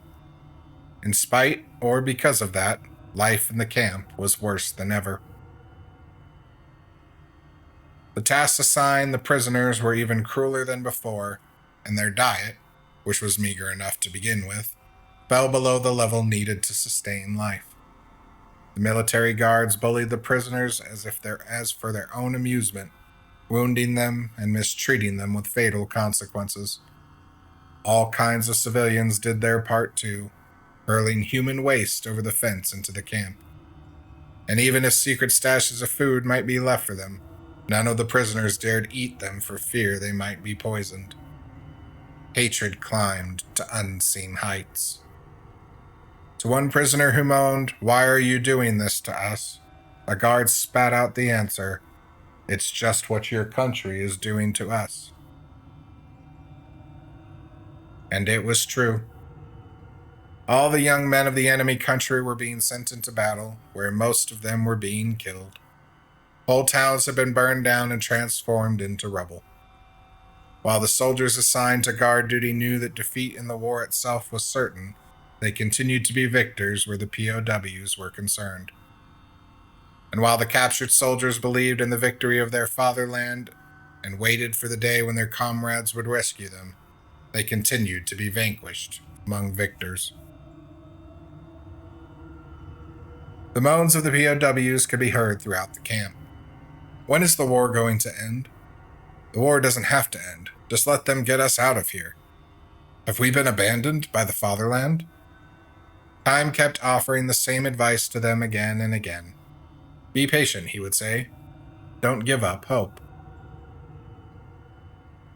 Time knew everything there was to know about war, and so he realized what was happening now.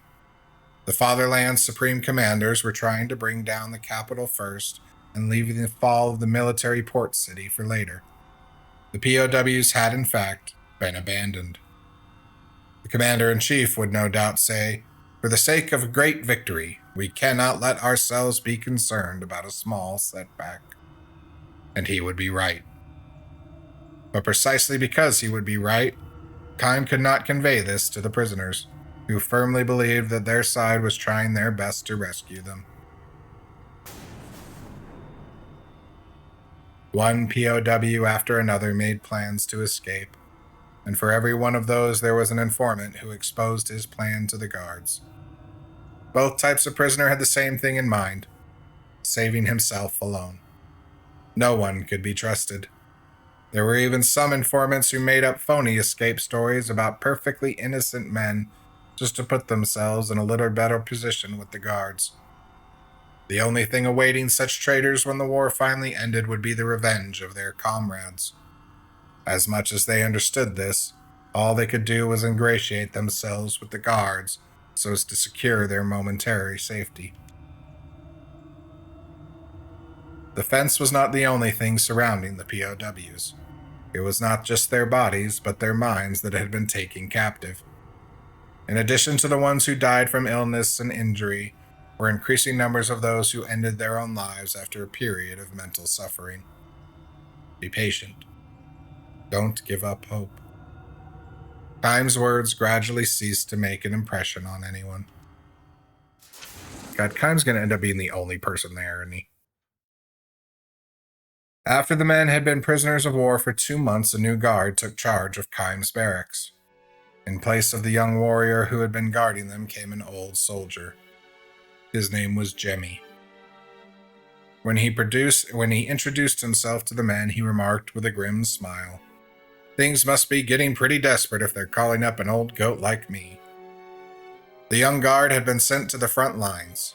This probably meant that the battle for the capital had entered its final phase. "I tell you, this war is almost over. In another month, you young fellows will be on the other side of the fence, and we'll be locked in here. Our positions will be completely reversed." Jemmy needed no prompting from the POWs, and his voice contained none of the hate-filled agitation of the young guards. "All you fellows have to do is hang in there a little longer. Be patient, and not give up hope." His words were almost identical to Kime's, which meant that Jemmy, like Kime, had experienced many battles over the years. "We may be in different positions, but deep down we're the same. You men are unarmed prisoners, and will be under your control as soon as you come to occupy the country. I'm what you will be tomorrow, and you're what I will be tomorrow. I don't know how long we're going to go on like this, but if you stop and think about it, isn't it stupid for us to keep hating each other and snarling at each other? Let's at least try to get along." He twisted his wrinkled face into a big grin and laughed aloud. His smile deeply affected the mentality and physically exhausted men. Before they knew it, they were smiling too. This was the first carefree smile that any of them had managed since their capture, or rather, since their time on the battlefield. Jemmy's kindness was not limited to words. Of course, the change of a single guard was not enough to substantially improve the prisoners' treatment. The hard labor and meager food were still the same as before, but Jemmy would speak to them with real feeling. "Sorry for working you so hard, but there aren't any young men left in this town to do the muscle work. We're not making you do these jobs to punish or discipline you, but because the town needs your help with these construction projects. Sorry we can't give you anything decent to eat. I really am. But everybody outside the fence is starving too. We're all in this together, so try to put up with it." Jemmy would try hard to order somewhat easier jobs for prisoners who had taken ill, and he would sneak them extra food. That's the kind of guard he was. The prisoners started calling him Uncle Jemmy, and would even joke around with him sometimes. "We'd be way better off if the other guards were like you, Uncle Jemmy," said one prisoner, to which Jemmy nodded sadly. "I'll tell you what, Uncle Jemmy," said another prisoner. "If I had known that there were people like you in this country, I never would have volunteered. I'm not forgetting my place as a POW, but let me shake your hand once." Jemmy allowed himself the faintest of smiles at this and gave the man his hand. You know something, Kime? Jimmy said, sitting down beside Kime during a break in the heavy lifting. It was a clear, beautiful day, but the sunlight pouring down on them had lost its midsummer glare. The season was shifting to autumn. I'd say you're a little different from these other young prisoners. Am I? I know you've seen your share of battles. I can smell it on you. Kime's only reply to Jemmy was a strained smile. Jemmy seemed to have known what Kime's response to his remark would be, and he wore the same kind of smile as he carried on the conversation. Why haven't you escaped? It would be easy for a man like you to break through the flimsy security they have here. You give me too much credit. You could make it by yourself, but taking everybody with you would be tough. Is that why you stayed? Kime gave him another strained smile, saying nothing. Jemmy was right. If he decided to escape on his own, it would be easy for him to climb over the fence. If, however, he managed to gain his freedom, the prisoners he left behind would be punished, or at the very least would have to live with an increasingly harsh security measures. The young soldiers abandoned in the camp would only feel despair. If he was going to escape, it would have to mean getting everyone over the fence. Most of the others, however, were so wasted away that they were beginning to lose even the strength to go on living. Men like that could only be a drag on his own flight to freedom. You're a kind-hearted fellow, aren't you? Jimmy said. And you're a smart one, too, I'll bet. What do you mean by that? Any soldier with as much experience as you has already seen the handwriting on the wall. The war is over. Another 3 days, maybe a week, and our side is going to announce a total surrender. Right now, we're just making our last stand out of sheer stubbornness. The second the war ends, you prisoners will go free, and we'll take your place. Yes? And? It'll just be a little longer. Really. All you have to do is hold on a little longer. You must know that as well as I do, so you're probably not even thinking of making the effort to escape. When Kime nodded, Jemmy smiled and said, That's fine. I'm just as fed up as you are with all the pointless fighting and hatred. He looked up at the autumn sky, his profile marked by a number of dark, deep wrinkles. On closer inspection, Kime realized that some of those wrinkles were scars left by sword cuts. Let me tell you something, Kime. All right. Our country doesn't have the strength left to make it through another hard winter. I knew that when summer was still here. I see. I just wish we had given up sooner. Then there wouldn't have been so many young men killed in battle, and so many towns burned. Jemmy released a deep sigh and added, When this war is over, we're going to have to do whatever your country tells us to do. We can't complain if we're enslaved or tortured to death by the young men who are now our prisoners of war. Kime could not assure him that that would never happen. As a mercenary, he would just go off seeking new employment when this war ended, but this was not true of the other prisoners of war. As the conquerors, they would now have peace. They would return to the lives they led before. But how many among them would be able to treat the vanquished people with kindness and respect? I think you'll know what I mean, Kime, when I say you can be as cruel as you like to us old folks when the fighting ends. But please, I'm begging you, be decent to the young men and to the women and to the children. Don't do anything to them that will make them hate your country. Otherwise, there'll just be another war sometime in the future. 10 years, 20 years, 30 years, maybe even 100 years from now. I don't want any more of this. Countries fighting each other, people hating each other. It happened at that very moment. The violent ringing of a bell began to echo throughout the camp. It was the bell in the watchtower signaling an emergency meeting of the guards. Oh well, gotta go, Jimmy said, standing up. Don't bother going back to work right away. Tell the other fellows everybody can have a little break. He took a few steps before turning to Kime with a smile. You know, if we weren't enemies, I would have liked to have a drink with you sometime. It was the last Kime saw of Jemmy as a guard. The sun was overhead when Jemmy left, but he did not come back even after it had begun sinking in the west.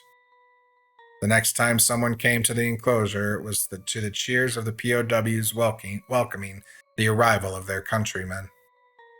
You're going to be all right now, men. The war is over. It's a huge victory for our side. Jemmy's country had agreed to a total surrender. The guards assembled in the tower were stripped of their weapons, and anyone who resisted was killed on the spot. Get a move on there. Hurry up. The soldiers who, until a short time ago, had ruled the camp were herded into the enclosure with whips and under the threat of drawn swords.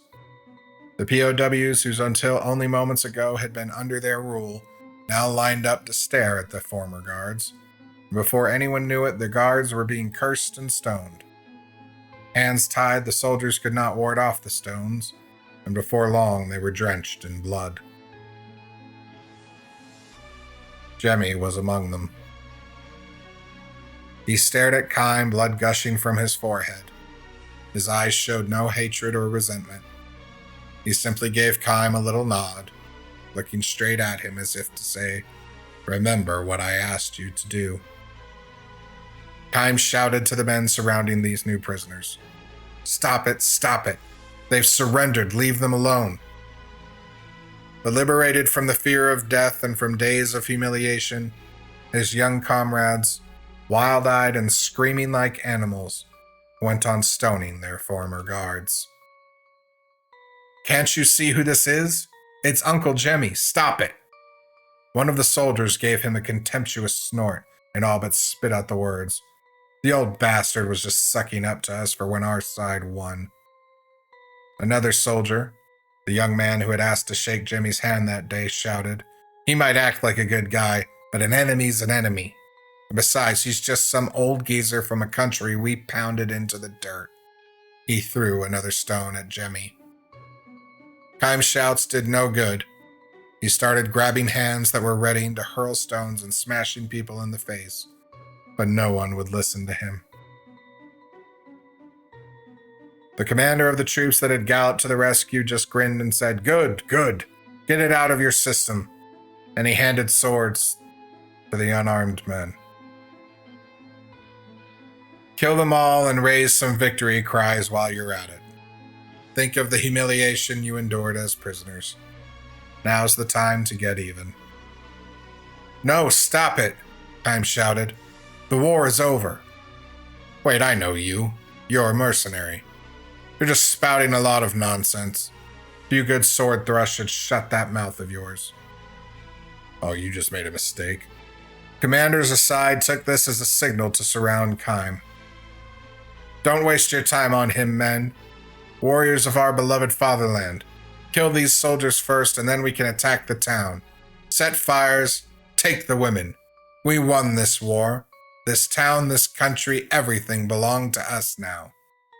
The commander laughed aloud, but in the next moment his smile turned into a grimace. His aides were falling to the ground. Kime had grabbed a sword from one of them, and now it flashed in his hand. "Traitor! Somebody take him down!" Kime swung around and started for Jemmy. But it was too late. The soldiers were already slashing wildly at the former guards who had no means to defend themselves. Standing amid the hellish scene of human butchery, Kime saw it happen. The old soldier who had been kind because he knew all too well the link between war and hatred fell to the ground without uttering a word, a hateful blade thrust into his back.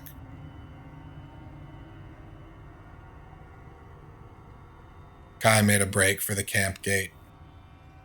He ran for all he was worth, a soundless roar reverberating inside of him. Why did people have to hate each other so? Why did people have to fight each other so? And why was it impossible for people to stop fighting and stop hating? He did not know the answers to these questions. Saddened and frustrated by his own incomprehension, Kime ran at full speed through the rubble of the town.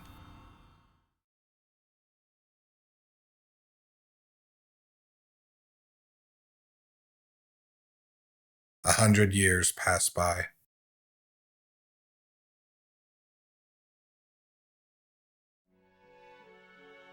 This is it, Kime, Commander says with a smile. I am enormously grateful for the magnificent job you've done. You can name your own reward when this war is over. The last great offensive is about to begin. This should bring the war to a close. It has taken 100 years. All these long, long years as a vassal state, the country that lost the war the year Kime was a prisoner has raised its banner against the ruling power under which it endured such suffering in the last war. The defeated country has spent 100 years nurturing its hatred for the ruling power, passing the hatred down from parent to child to grandchild. The country that won the war 100 years ago was too filled with the ruler's arrogance and insensitivity to notice what was happening. The only things that it has handed down from parent to child to grandchild are the scorn and contempt for the inferior country under its sway. This war ends with almost disappointing ease. The results are the exact opposite of the war 100 years earlier. No one knows which side the goddess of victory will smile if yet another war occurs 100 years from now. All right, Kime. Name your reward. Kime answers the commander's question softly. I don't need a thing. Why not? It's true that you're a mercenary, but you far outdid the regular troops. Our country wants to show its appreciation for your efforts. If that's how you really feel, I'd like you to promise me one thing. What's that? Don't make your enemy hate you. What are you talking about? I'm talking about treating the people of the defeated country with kindness and respect. A shocked expression on the face, the commander laughs and says, Aren't you the soft-hearted one? Kime, however, is deadly serious. This is the legacy an old man from your own country left me 100 years ago. Enough, says the commander, still looking shocked. Dismissed. Kime himself has no hope that Jemmy's legacy will be fulfilled. The 100-year journey he has taken since that fateful day in the camp has shown him that only the selfishness and stupidity of the human race. It will be the same from here on out as well. Indeed, nothing has changed since long before he met Jimmy. And yet, back at his post, Kime grips his sword and holds his breath. It will change. Someday. They will see. Someday. I want to believe that. Unless I believe it, I can't go on with my endless journey. You know what I mean, don't you, Uncle Jimmy? Eyes closed, he can see Jimmy's face smiling sadly. The order goes out to the entire assembled force. Charge! Within the rising clouds of dust, Kime grips his sword and starts to run. Well, real glad we didn't stick with the happy stories for too long, you know. Would have put a real dent in the game experience. Well, we did that early, so shit. We need to find the residential area. What's the point, though? We're all just gonna kill each other anyway. That was depressing. Will you take me to a residential area? No, you won't.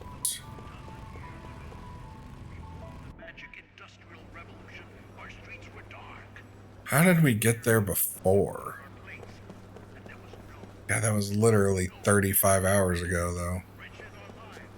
Can you take me somewhere? Huh. Is there a path I'm not seeing over there?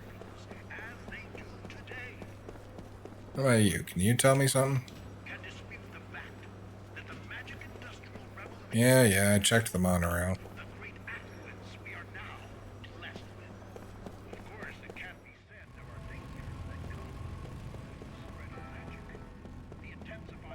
Can't go that way. Is it? Oh, wait, is it this way? No, this is the back streets, right? Yeah.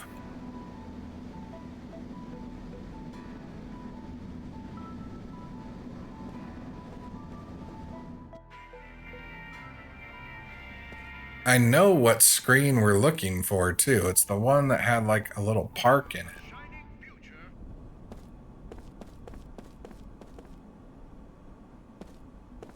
Actually, I think I might know where we need to go.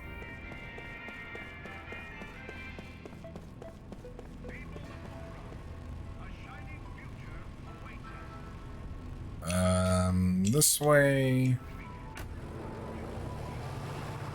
I don't know why it had us go and do that just to come back here.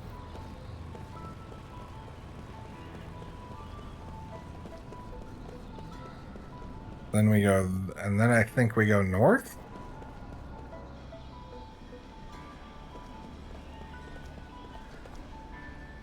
Is this the residential area? Yeah, I don't know why it had us take such a strange detour.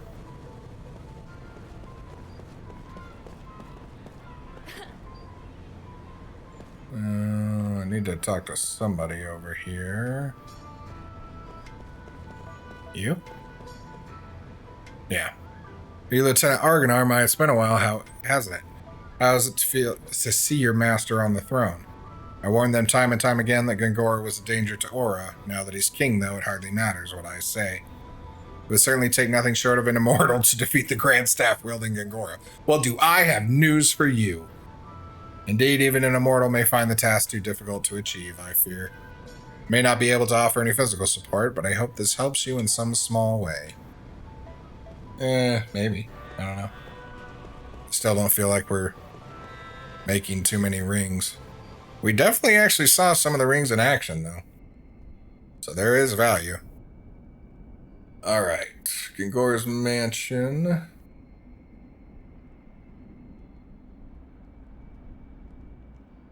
So we want to go inside first.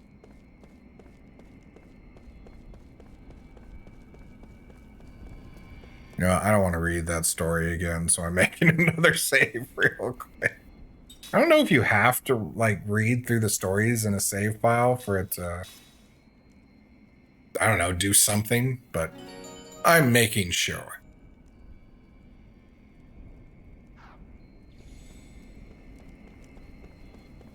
Okay. That's where King Gangora loaded before ascending to the throne. He's gone now, of course, and the place seems to be empty. Yes, I will enter the mansion. Suppose there's no stopping you. No, there's no stopping me. You guys aren't just another bunch of tourists, after all. I'm sure you can hold your own against... Oh, there's enemies in here. That's fine. We need shit anyway. Alright. Northeastern end.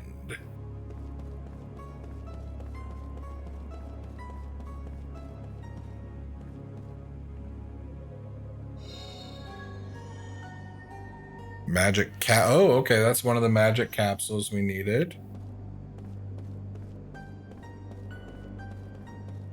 Want to go in here?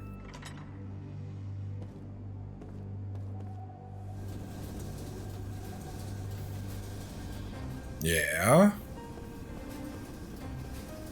Got another shiny. Oh, it's another magic capsule already. Now we want to go in the elevator. Yeah, now we're not getting attacked. Come on, I got shit to learn. Attack me.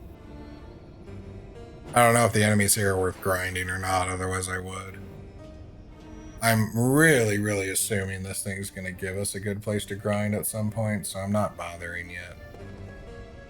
Okay, we got this. We got 2 chests.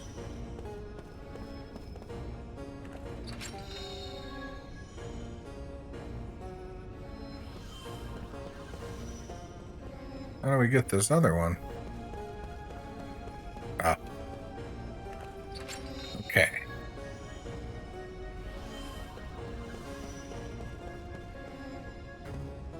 Apparently that was all. Those items. Really? You made me come up here for all that crap? That didn't do much for us. I do dig the music in here, though.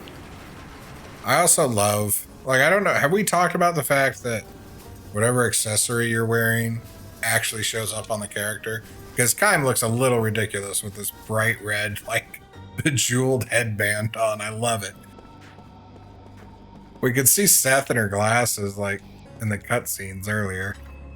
It's just a nice touch. I like when the games do that, where the accessories actually affect something.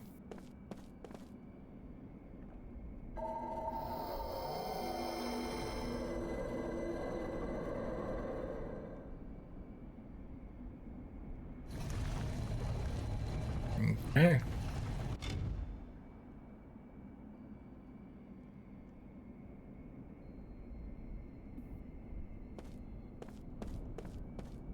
We got a little kind of a mini dungeon. We'll call it a mini dungeon.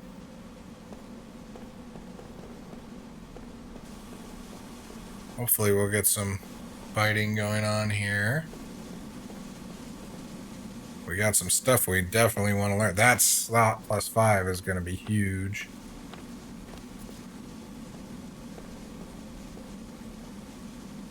I don't think I had ever found... I knew the, like, +3 existed. I'm surprised there's a +5. Kind of making me hope there's a +7, too. Because that would be lovely. Apparently nothing down here wants to fight me either. Come on, you cowards. Shouldn't have said that. Should not have said that. Oh, that was a nice chunk of money. Okay, maybe I can call them cowards all I want. What is this?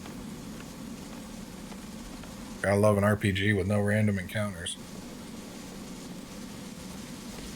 Actually, you kind of do have to love an RPG with no random encounters. I don't know what the point of having the map show me there was something past that wall was. Like, if you're gonna hide something, don't put it on the map so obviously. Maybe that's just me. What the shit are those? No element. Is everything frontline? No, these two are back. Okay, let's do it this way. We'll have Seth and Kaim attack the same ones. Sarah's gonna go before you. You'll attack the front one. Sarah and Sed can try and take out this one, and we'll see how this goes. Alright, so they don't have too much defense. Alright, attack's not super scary. Oh, I don't know, they won of millions. Oh shit, Kaim's petrified.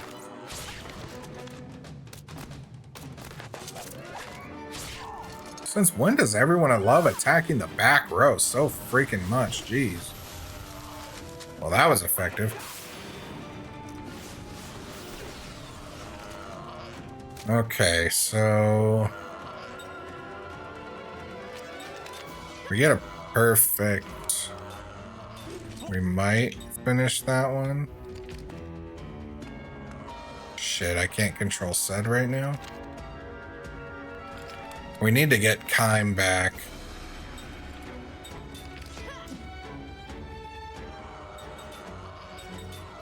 Where's the anti-petrify? Alright, so Sarah's gonna have to do it. Yeah, we need to get more white magic on Jansen. Alright, we'll do that. We'll do that. We'll do that.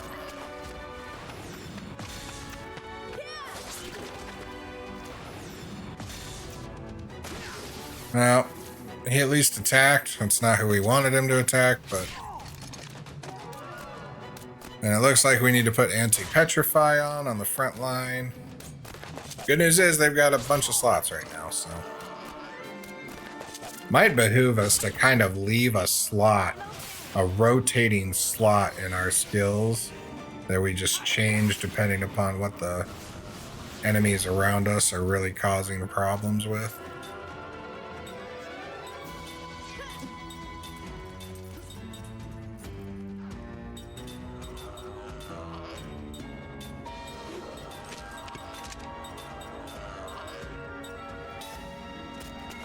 Think we'll be okay here. Be curious to see what kind of experience we get from this fight. Oh, come on, Ced. Alright, just don't petrify the back line.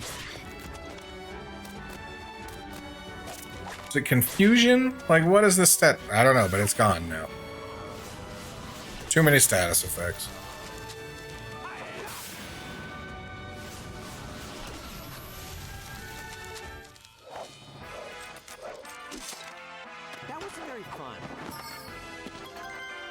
Alright, we're getting experience, so that's nice. 10 SP. Got a bunch of stuff learned, okay. Alright, well, let's figure this out. First, I think Sarah actually already has it. Yeah, Sarah already has it on.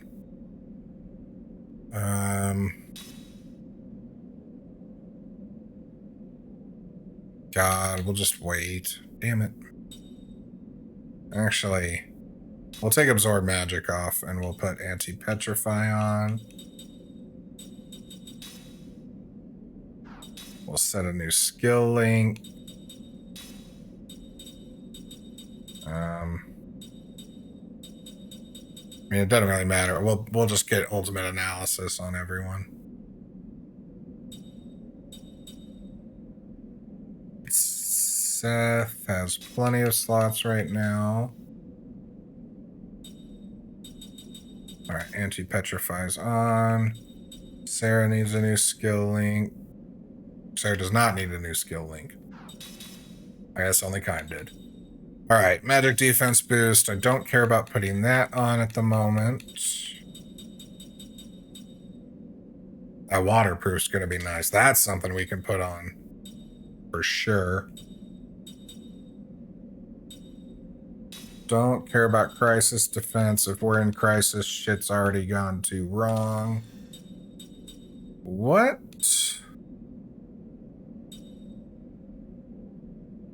Once we've got the Ultimate Analysis, we can switch Jansen's search glasses for something that'll give him more access to white magic. Don't actually care about learning or putting on Absorb Magic just yet. Defense boost might be nice, actually, though. We do need to make sure we switch that, so let's do that real quick.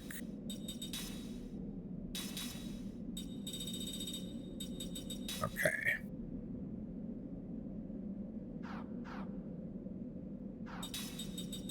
And then we still need to replace the Wisdom Earrings.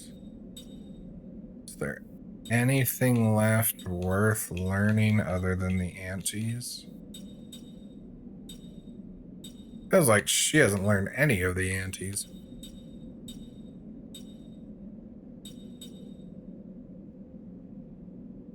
We need that. We need the level 6 spirit. Okay.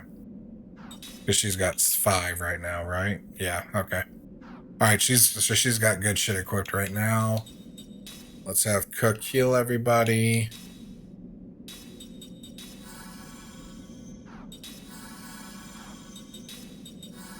And this has been Strategy Hour with Chris. Okay. Item. The fight wasn't too bad, so I'm actually not bothered.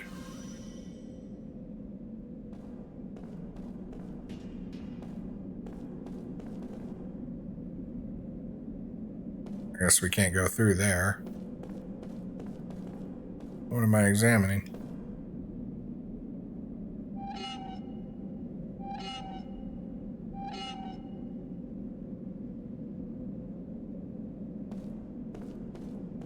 Was that a good thing or a bad thing?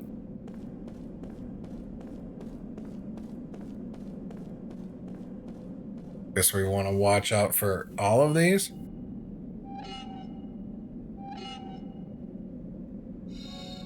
Oh. Alright, we got a bomb. That's fine, we use those occasionally.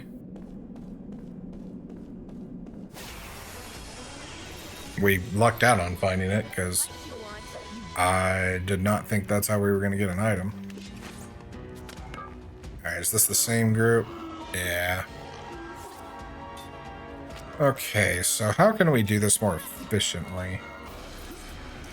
You know, we might have been okay if time hadn't gotten petrified. So let's see how this goes without the petrify. Just can't keep up the perfects, though. Not said. Remember when things used to attack our front line? Oh. Seth and Kym, not enough to actually get that kill. Why is Seth so much stronger? Was it just the perfect?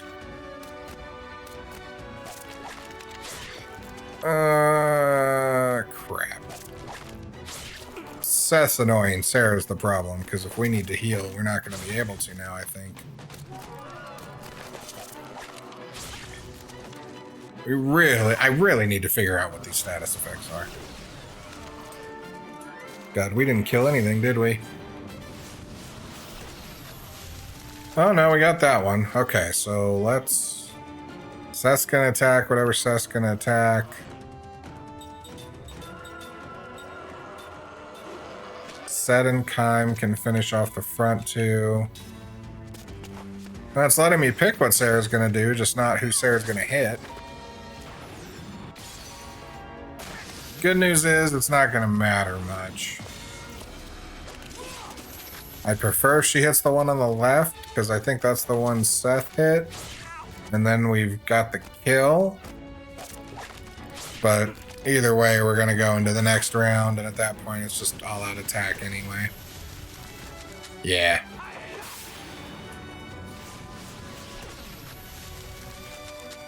Damn, Jansen! That was very fun. Another full level. I'm actually kind of surprised by that. These things don't feel hard enough to be giving us full levels. Oh, Jansen learned something. Drain shower. Said learned special accessory. Let's look at these things. I also saw this, though, and let me just get it done right now.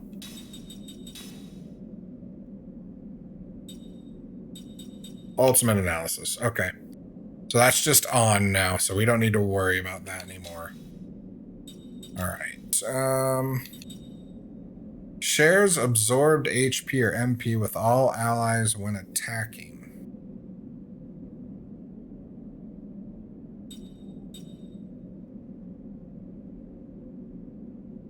So that only applies if we're already absorbing, I think, then? Which makes it kind of... eh?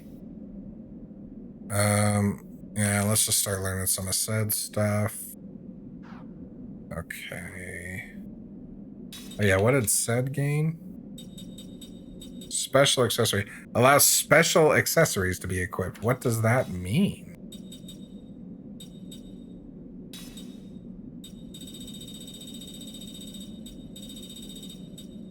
Maybe we don't have any yet, or...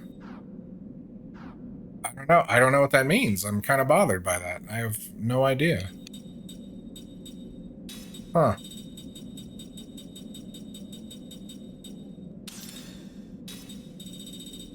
I may have to look into that, because maybe we just don't have any. Okay, you can now take some white magic. Can I sort this better? Nothing that just does white magic, I guess, so we'll just give him the wisdom earrings. Oh, but if he could heal MP2...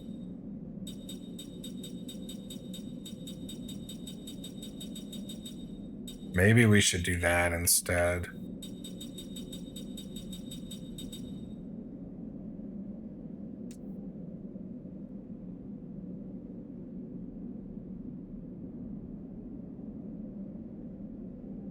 Yeah, we're gonna give it that.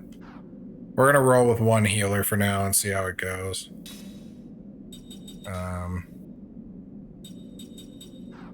Yeah, and then did Kaim finish his skill? No. We've almost got the double SP on Seth, though. Okay. That's what I'm talking about. It's just getting to be a lot to manage, you know? It's enjoyable, but... or it's enjoyable to me. I hope it's enjoyable to you guys. I don't know how anybody feels about the kind of tactics of all of this. It's again something we'll discuss in the long run and see maybe how we want to do these games going forward. These are the things I love. Like, again, I'll look at the ears. Look at the ears on Kaim. These are the things I love about RPGs, but I know it's maybe not everybody's cup of tea. And as much as I don't really care if anybody watches, I just like doing this. I'd still like to, you know, at least be a little interesting.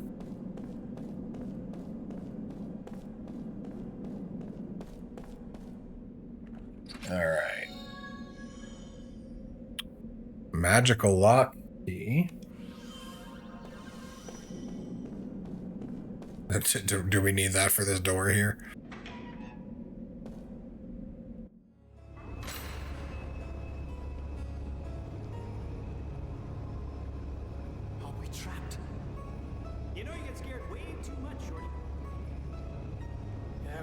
Scared too.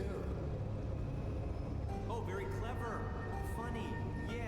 What is your what are you hiding behind your mama? Hey. Wait, what did you just say? Okay.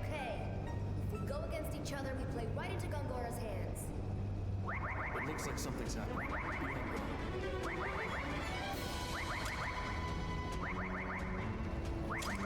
The hell is this?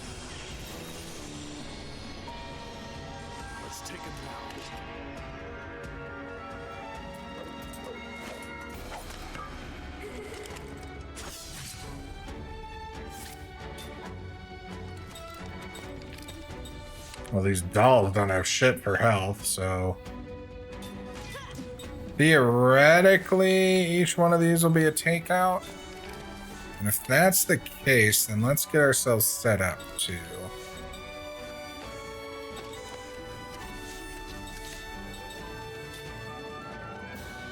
yeah, we're gonna do Seth first, since that's the one that seems to be stupid strong.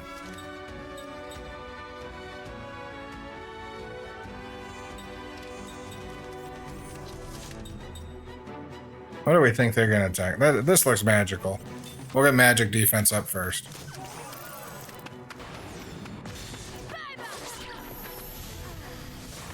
I assume it's going to, like, spawn more of these things.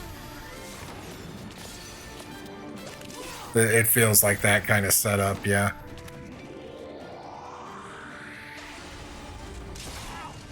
No, that was nothing. Oh, I don't like that. Oh, I really don't like that. Well, hey, Jansen woke up. Alright, let's try and power up again then.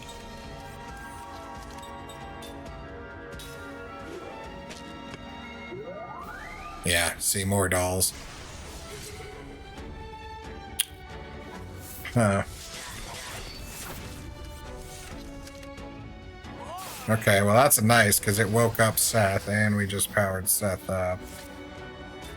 Alright, Seth and Kym are awake.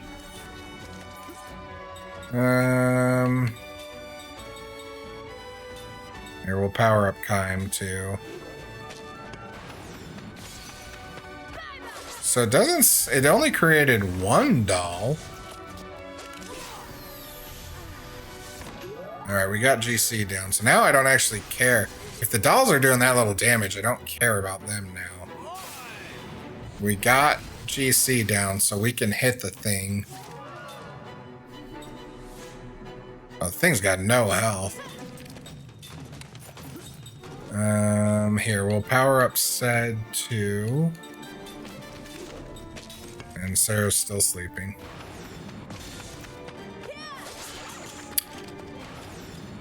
Okay, well.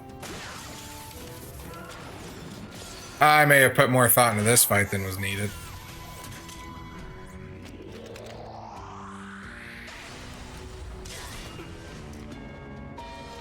Either that or we're just stupid. We were gaining 1 level per fight, though. We're not overpowered. So maybe this fight's just meant to be easy.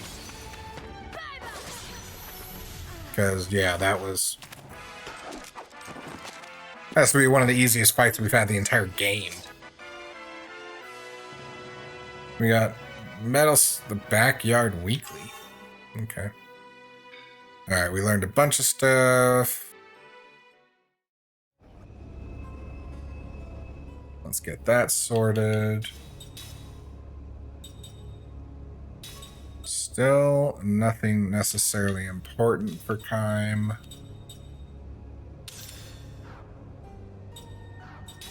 I do need to make sure to remember to change this now, though. I mean, it really doesn't matter at this point. Yeah, the special accessory, just because that may become important, I guess. You're equipped? No. You're equipped. So defense boost 1 for when we think we want to throw it on. We could give her spell counter. We'll stick with the absorbs for now, actually. Wasn't there one more thing we learned?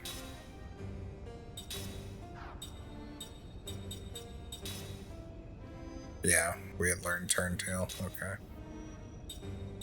Yeah, we'll get special accessory going on Sarah, too. Okay.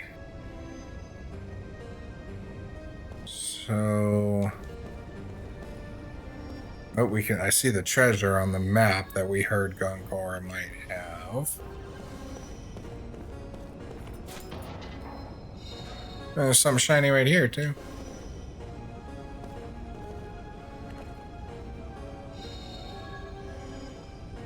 Oh, okay. Magic capsules aplenty.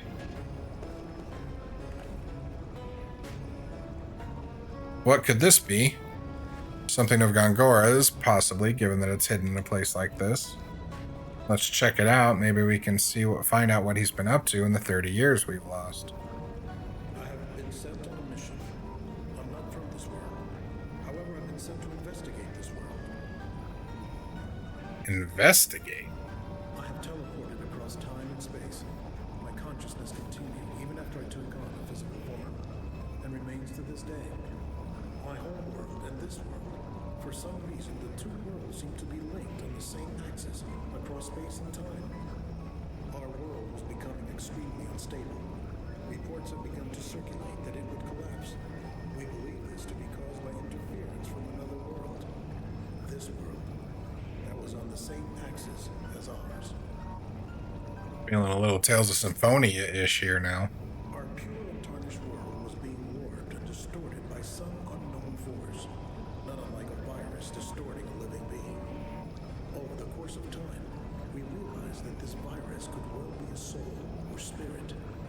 The interference from that other world was from the souls of its inhabitants. They were producing some form of energy that was distorting our world. Why did it have such an influence? To understand the cause of this phenomenon, to study this interference, we established a quantum teleporter, a means to send our consciousness to this other world. And so we came to investigate. 5 investigators.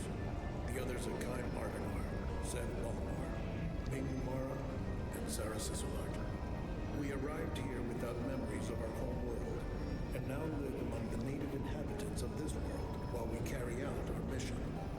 1,000 years was chosen as a time frame sufficient to develop a deep understanding of this world's inhabitants. The way we arrived, with our memories locked away, has allowed us to become like the people we now live among. However, I awoke to the memory of this mission some days ago. I am leaving this recording so that this world may know that I existed. Given that time flows differently on the two worlds, we shall appear to neither age nor die on this world. 1,000 years of our investigation is equivalent to the passing of only a single year on our home world. Oh. With the difference in the flow of time, we live much longer lives than those around us. By immersing ourselves in the history, culture, thoughts, and habits of this world, we succeeded in gathering detailed data. We will transmit our experiences to our home world, in the hopes that it will give us the means of saving it. An unexpected result of our mission is that the Tower of Mirrors is causing a variety of odd changes in the natural order of this world. Wild animals run amok, and there are many sightings of monstrous creatures. The natural magic energy of this world has changed. This may in fact be a blessing. Magic energy has dramatically improved the lives of these people. When our consciousness was reconstituted within our new bodies, there was a resonance with the magic energy. The possibility that our existence has imparted even greater strength to this world's magic energy is very likely. We have seen much in our 1,000 years here, which brings us to the true nature of the virus. The lives and history of the people here are extremely ordinary, and we have seen many dynasties rise to power and fall again into oblivion, as if they were nothing but trivial occurrences. And yet the existence of the virus on our world shows that the events of this world had a tremendous impact, making a history that will never be recorded in any book here. There are feelings that dominate the minds of the people of this world. Their hopes and desires, their love and their hatred, their very lives and deaths. The events that bring fear or happiness to their every moment. All of these resulted in massive waves of something that interfered with our home world. The hearts and minds of the people is what moves this world. At certain times, this was evident by the feelings of affection toward others. At other times, it was shown by the unrestrained drive to satisfy a great ambition. In the time we have lived among the people of this world, we have realized that these feelings, previously unknown to us, profoundly affect them. Do we not have emotions? And the effects of these feelings are causing the massive energy waves that are affecting our home world. From our standpoint, these feelings are simply a virus. But in the course of 1,000 years, we have found them to be a very seductive virus. While here in this world, I have been infected by the virus of feeling, and have consequently attained powerful magic energy. To abandon this would be grievous and painful. That's why he doesn't want to go back. He doesn't want to give up emotion. To even think this way shows how deeply the virus has infected me. But the virus's seduction has been quite satisfying, and it still is. A virus that works on people's emotions. I never thought about it that way, but you may be right in a way. Gongora did that? Come on, don't let him pull the wool over your eyes. He's going to use that to take over the world. I know. I'm not about to let Gongora abuse everything I hold dear for his own cruel ambitions. Huh. A lot of information there. One thing I do think I understood is that we are not actually immortal. Time is just a lot slower for us. Like a lot slower. Interesting revelations. Demon King's Horn, Demon King's Ring. Who is that for? It's my guy Jansen. Yeah, it doesn't matter. Yeah, why not? You can have it. Okay.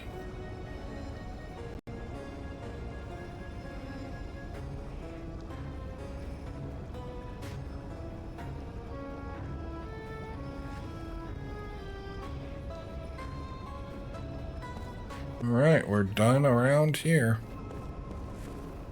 We have all our magical capsules to take back to the Grand Staff. Or at least one of them.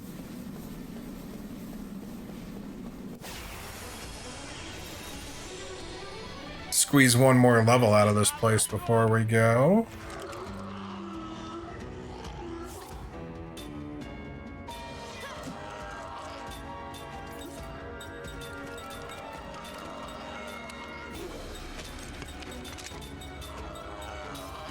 Maybe I should gamble.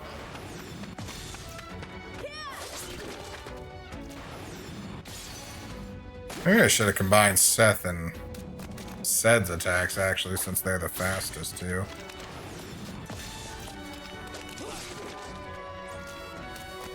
And especially since they can't kill anything combined anyway. Jeez. Is Jansen going to hit his target, or is he going to attack randomly? God, that absorb attack. Never mind, I'm putting it on Sarah. I swear to God, it happens like every other turn. We're not going to see it happen again forever now, but still. That's why I said it seems like.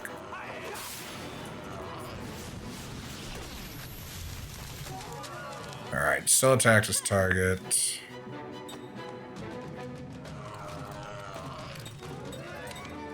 We're going to count on Sarah to hit one of these, or Seth to hit one of these two.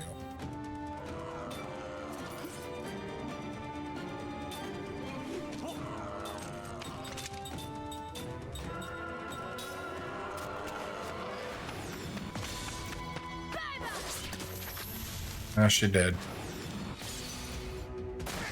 Okay. Damn. Well, it's gonna take one more turn. See, look at it! Just constantly.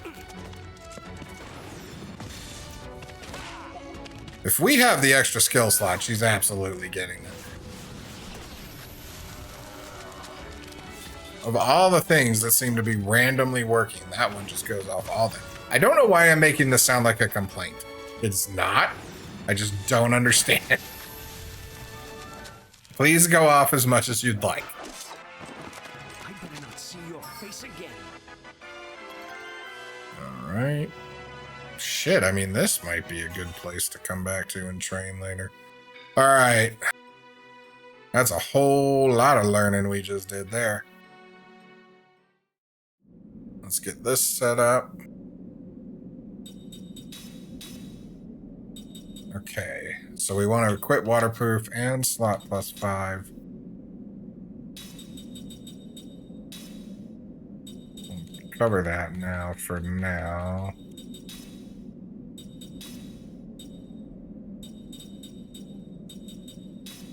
I'm not going to put anything in the other slot. Oh, wait, yes, I'm going to put one thing in it. I don't think it's going to stack, but I don't want to forget if we do take Ced out. So that's good for that. What else can you learn? Spare spirit magic. Yeah, have that. Alright, I want to make sure we get the freedom band on Sarah.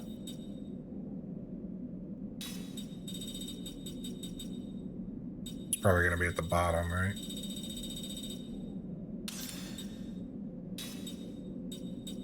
What else?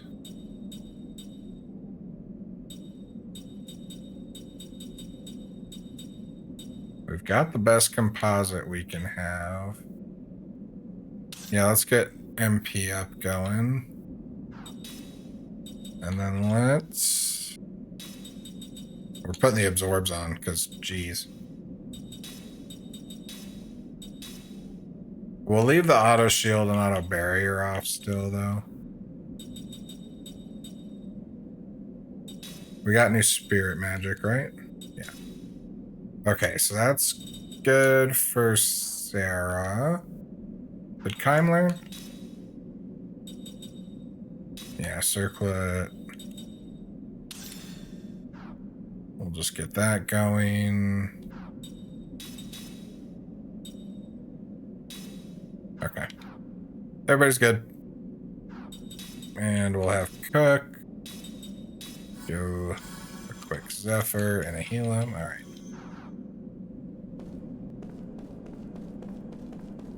Oh, this is open now.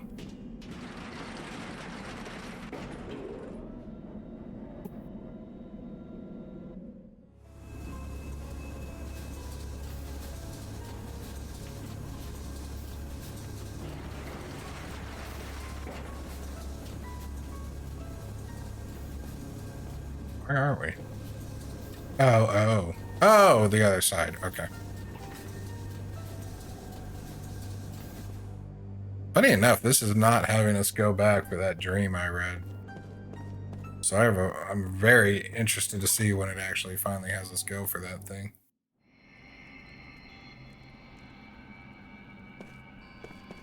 Okay, let's get a save in, because that was a bit of stuff.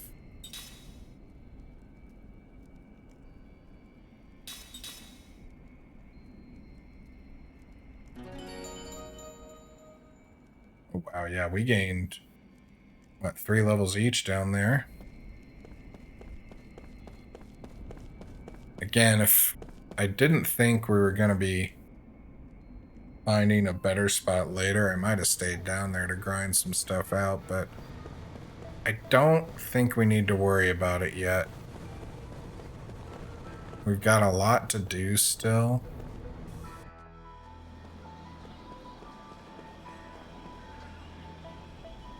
And I think it's worth just kind of waiting. Because we do want it to be as efficient as possible. And that's not for you guys or anything. That's for me.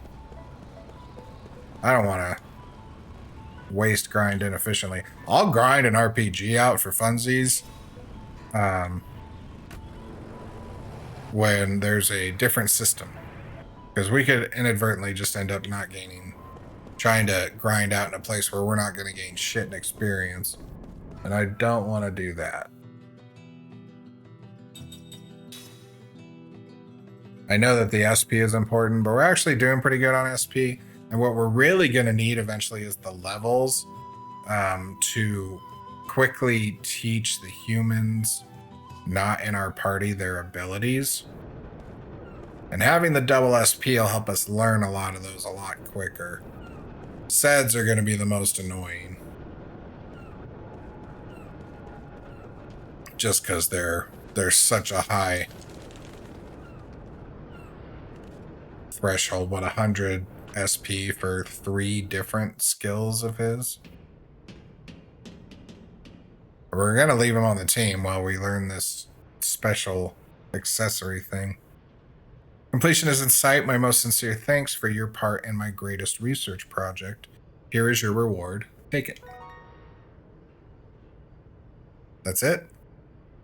I must now begin the experiment immediately. Farewell for now. I was kind of hoping there'd be more to that. Well, you know, looking at what coming up, we're approaching the 3-hour mark. I think it might be better to save here and call it for this week. And we'll get back into it next week. We got stories coming up. I don't know how long they're going to be. So I think we will stop here for today. It feels like we got very little done, but we actually did get quite a bit done. I think that's how this is going to be for a little while we're doing a lot of this extra stuff on Disc 4. Thank you so much for watching. If you made it this far, you're a champion. Or you just really like my voice. Either way, thanks. All right, I'll see you guys later. Bye. If you liked that video, go ahead and subscribe. If you didn't, please email me and tell me why.